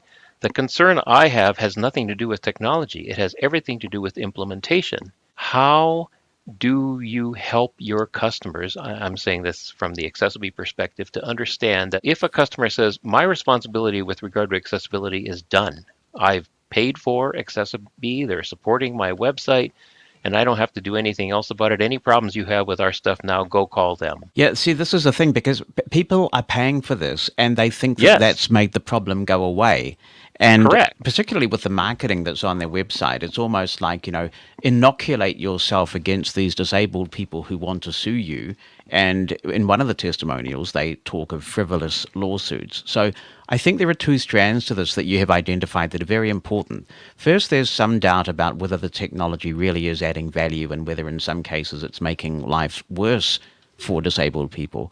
But then on the other hand, there's something you'll be very familiar with, and this is the lack of engagement with users, particularly at the conceptual stage. And I've no doubt that you will have had many people come to you with the next big thing, and you'll have done a lot of educating. As a product manager, I've been there too. People have done very minimal study, and they think they've got this amazing thing that's going to change the world for blind people. And then they actually take the time to talk to a real blind person. What lessons do you think that AccessiBe can learn about engagement that the rest of the community might benefit from? Because honestly, I think one of the problems that they face is the real poor quality of their engagement. They seem to have upset a lot of people by not taking people's concerns seriously. I don't know. Some people tell me that the not taking concerns seriously has been a growing problem. From my perspective, I only heard about this at the end of January. So I came to this lately, and not engaging the end user during product development is a concern that I have across a lot of things that happen to us in the world. How often do we hear about wonderful products that are developed on our behalf, but they've never talked with or continue to work with real, living, knowledgeable blind people during the design phase, which is when specific changes can be made without ruining the end result, you know. And I think I get the feeling now, this is not substantiated by too much research on my part, but this is the first time I've heard of AccessiBe, and if they've been around for 3 or 4 years, it seems to me that they should have been talking to us and they should have been making a lot of noise about engaging with the blind community, which they haven't adequately. And because of that, now they're going to hear lots of people complaining about their stuff, and some of those complaints, many of those complaints, let me say, will be justified. They will be something that AccessiBe will need to pay attention to. And if what they're doing now is riding on their laurels and saying, look, we got all these customers, we're making all this money, we're protecting them against lawsuits, we'll even go to court to defend them, without talking to the blind community, to us in general, about what needs to work, what doesn't need to work, how is it working, how is it not working. That's where they're going to incur more resentment, which would have been resolved earlier if they had done this earlier. I've said on multiple occasions to different people, they are doing something which they should have done 2 or 3 years ago, so that engagement with the end user is the ultimate test in my mind. You made a comment I want to come back to about disabling AccessiBe by pressing Alt-0 on websites where it's enabled. And some of my listeners who've written in already on this subject have said, we've tried that, and yet there's still elements of the toolbar, the accessibility toolbar, that hang around on the screen. Yes, I found that also. Yeah, so it's obscuring some content, and that's where people are getting into trouble. Also, at least historically, there has been this repeating message that you keep being interrupted with a live region of some kind that keeps telling you to enable accessibility mode by pressing Alt-1, which stops your engagement with the site. Yeah, or what's worse, Jonathan, is you don't know definitely whether AccessiBe is engaged or not engaged when you return to a website. And so you're in doubt. There's no clear, unambiguous indicator that says, hey, we're working or we're not working. Sometimes you see a button that says screen reader mode is active, but other times you don't see it. I saw YouTube, for example, where they said, well, we have links at the top of the page that say go to header, go to footer, go to the main part of the screen. So I look for those, but I found that those vestiges, you're absolutely right, stayed there after I turned off the AccessiBe interface. So there are issues. These are technical issues, by the way. I'm going to say it straight up. They should have caught these a long time ago, a very long time ago. Yeah, and it's lack of engagement that's caused that. Yeah. But where I was going with this is you have people now who say the only thing that they feel they can do to get on with their web surfing life, and we are talking about people who use certain websites for their livelihoods. Yes. This is not just a consumer recreational type thing we're talking about. So some people have actually published instructions on websites now that explain how to use ad blockers and software built into your router to disable the IP addresses of the AccessiBe's server so that you don't have to engage with it. Now, when people go to all that trouble, and it does take some trouble to do that stuff, you've got a real PR problem there if you're an AccessiBe person, because it's being treated now by some members of the blind community as malware. Now, here, Jonathan, I think you're exactly right. And you, of all people, have done the most, in my mind, to help me understand what is the problem that people are encountering on a day-to-day basis with AccessiBe, right? In other words, I have heard many generic rhetorical commentary about how bad the approach is. That's not what I'm looking for. I'm looking for exactly what you provided. That's why we're trying to do this show, by the way, is to shed more light than heat on the subject. Right. And the one way that I found to sort of disable the AccessiBe interface for sites that I have previously visited is, of course, you have to essentially delete everything, your cookies, your, all that kind of stuff. And that seems to be the only way to remove it. Now, I regard these problems as serious bug problems that require attention. And in one sense, I think there's an interesting idea. Maybe the technology isn't there yet, I don't know. But you go to a website that nobody else visits, or you whatever, and you find a problem with that website. Let's say it's not an AccessiBe customer. You have no idea who you're supposed to go talk to when you encounter a problem with that site. Now, let's assume that AccessiBe was working perfectly, that we didn't have an issue, that the AI was great. This is down the road, right? Because I'm not saying it's perfect now. If I run into trouble with a website knowing that it's supported by AccessiBe, I could have, let's say potentially, a place to go to who could potentially be on my side, who understood accessibility and who could say, oh yeah, we think that's a big problem. We'll go through and we will fix it. If that's what we get out of this, and if it really produces something that really works for us, I can get behind it. But I'm not ready to do that now, because I think that there's enough imperfection here that requires attention that needs to be addressed. And may I also say that that concern is equally true in my mind for websites and entities who are claiming to be accessible using the traditional methods for making their stuff accessible. How often have we dealt with companies where they say, yeah, we meet the WCAG guidelines, we've got version 1, it's working great, the blind people try it, they say, yep, it works great, and then 9 months from now, when the team has left the company, a new thing rolls out, and all of a sudden, everything breaks. This happens to us way more often than it needs to happen. And we are spreading our energies across multiple companies and organizations today because for each accessibility issue we run across, we know we have to go directly to that company to try to fix it. And often our life is changed. Let's say, for example, we have a great deal of money in a bank. And now the bank rolls out something new online, and we've done everything online, and it's been working tremendously. Next year, they roll out a new version, and all of a sudden, I can't do my business anymore. I can't pay my bills. I can't do whatever. What am I supposed to do? Well, the worst case example is I have to leave the bank, take all my money out, grumble to the manager who won't remember why I did it, won't communicate that to the upper office, and I go to the other bank that will get me what I want. That's what happens in today's world. So potentially, the AI approach could work if it were done correctly, but so much of the success or failure of this depends on factors that are not technological. They are human interaction factors. They are things like, do you engage with the blind community early?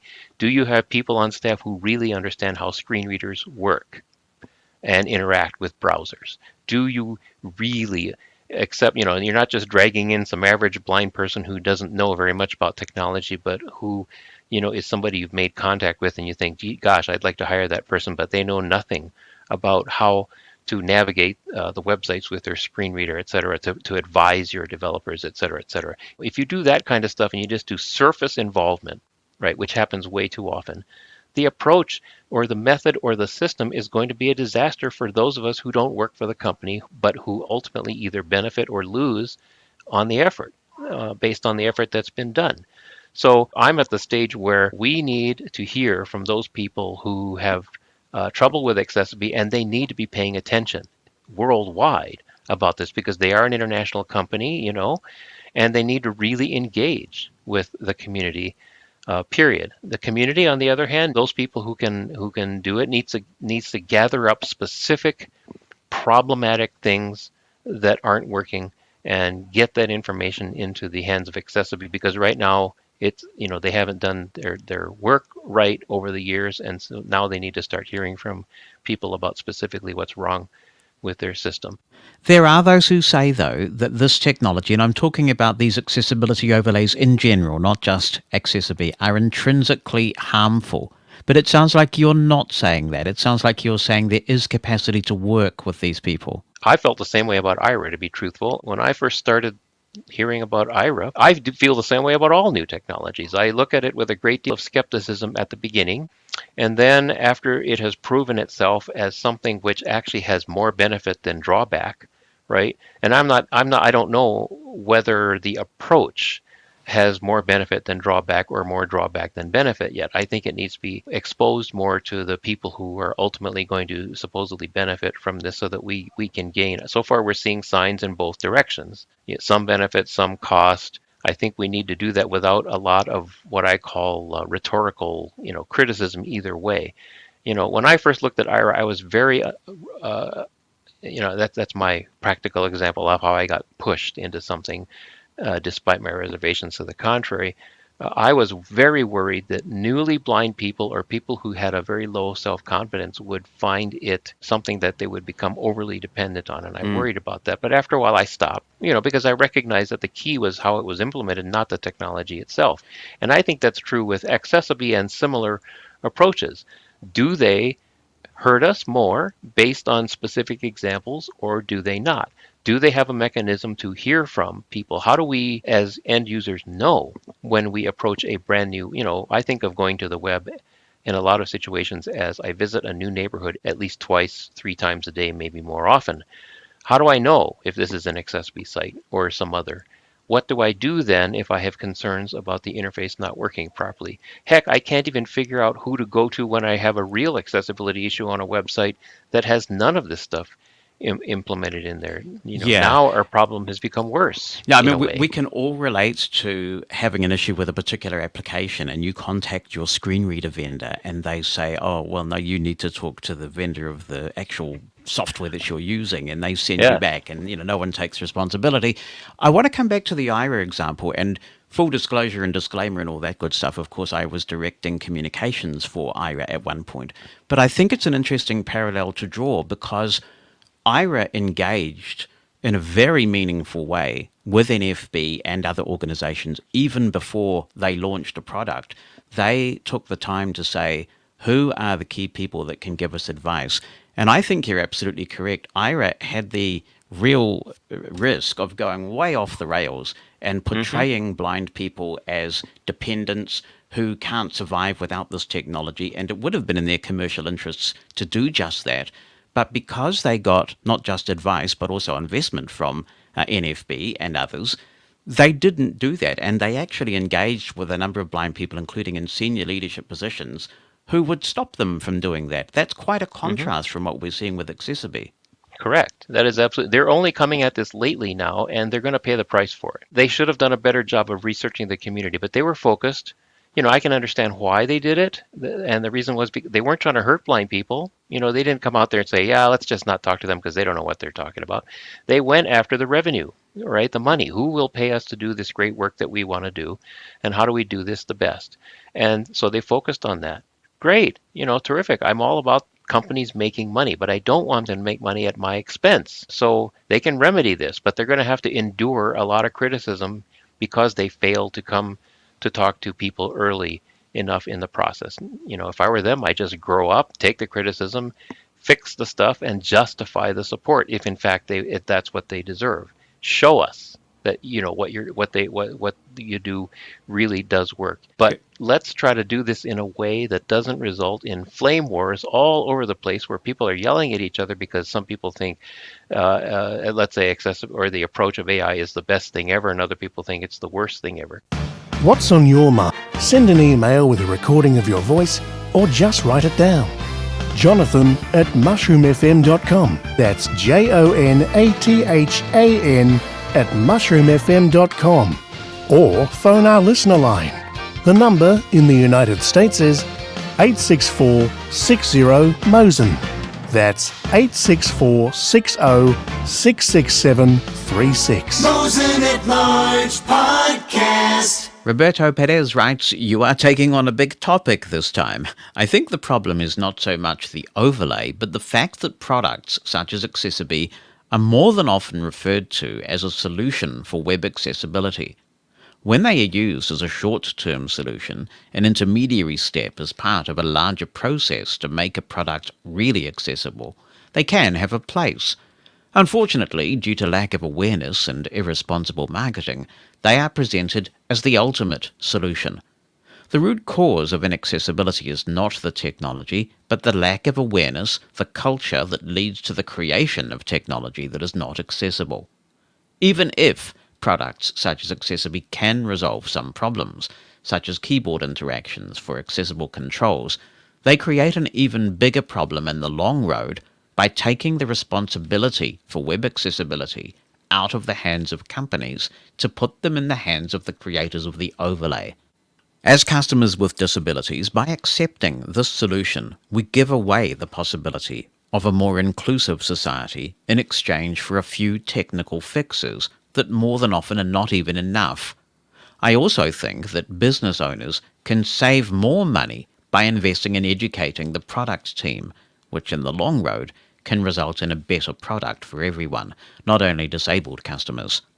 Turning to a comment now from RJ Mayer, who says anytime a user has to click a special button or command in order to have equal access to a website, it is discrimination. A user should not have to out themselves as being disabled to have equal access to a website. It is discrimination. No amount of marketing can take away that fact. If an overlay did its job, then it would work seamlessly with the web code and not force the user to be segregated. This one does not. False promises made with slick marketing do not create an accessible world. Steve Cutway writes, "We employed an accessibility overlay at Queen's in 2005, whose name I can't remember, but I think the product had transcoder in its name. The company was from New York City, and they visited us frequently. Web design and screen reader improvements since have made the need for such overlays unnecessary in my view, but I understand why they are attractive to business. The number of websites that are truly accessible is in fact very small, now that the web is business-centric. The wild and free web days you pined for in the February 6, 2021 podcast are gone, I'm afraid. I went to the AccessiBe website and tried it with and without screen reader mode. I know that I'm probably not the typical web user, having used it since its early days in the 1990s with Netscape, but I didn't find screen reader mode enhanced my access in any way, particularly as it appeared to get turned off as soon as I clicked the Watch Demo button. I do see the attractiveness for businesses and others who are using third-party developers who probably have never confronted accessibility, so don't know the first thing about it, and may neither have the time nor the inclination to learn. That's a reality. And from Rebecca Skipper, I welcome any efforts to make websites more accessible, but we need to look beyond consumers and the visually impaired and consider those who are working and have other disabilities. I have seen overlays on a variety of websites, including the Social Security Administration. Using overlays is just as bad as offering a text-only version of a website. I thought the purpose of the WCAG guidelines were to encourage universal design. By focusing on the screen reader users, we are leaving out people with dyslexia or other disabilities, including low vision magnification users. Developers should know about accessibility and know how to create accessible apps. No one should be dependent on one tool. That being said, if an overlay is the only way to make a website accessible, then it is better than losing a job because you could not use an online tool. Thanks, Rebecca. AccessiBe does offer a range of options, which you will see depending on the technology you are using. So it isn't just a screen reader tool, as you will have heard in the interview with Mike, which of course came after you sent that email. Hi Jonathan, Kylie Maloney here. Protect your business from lawsuits. Open your website to the world. Sounds all very dramatic, but to me, that's not what accessibility is supposed to be about. While I understand that it has become a compliance issue, perhaps, in the USA with the Section 508, when I have ever educated about accessibility, I have talked about design paradigm and philosophy and logical structure and the many reasons why accessibility is a good thing besides doing the right thing, such as the increase in SEO and that kind of thing. So this concerns me somewhat, because if you try to make someone do something out of fear of the consequences of not doing it, instead of giving them reasons why it's a good thing for their business as well as a good thing for the people who are going to benefit from it, surely that's better in the long run. So I am very dubious about this kind of thing, especially at $49 a month. That's not going to be a small cost for a small business. Accessibility to me should never be a tick-the-box exercise, and the other reason is it's a changing field, new technologies, new techniques.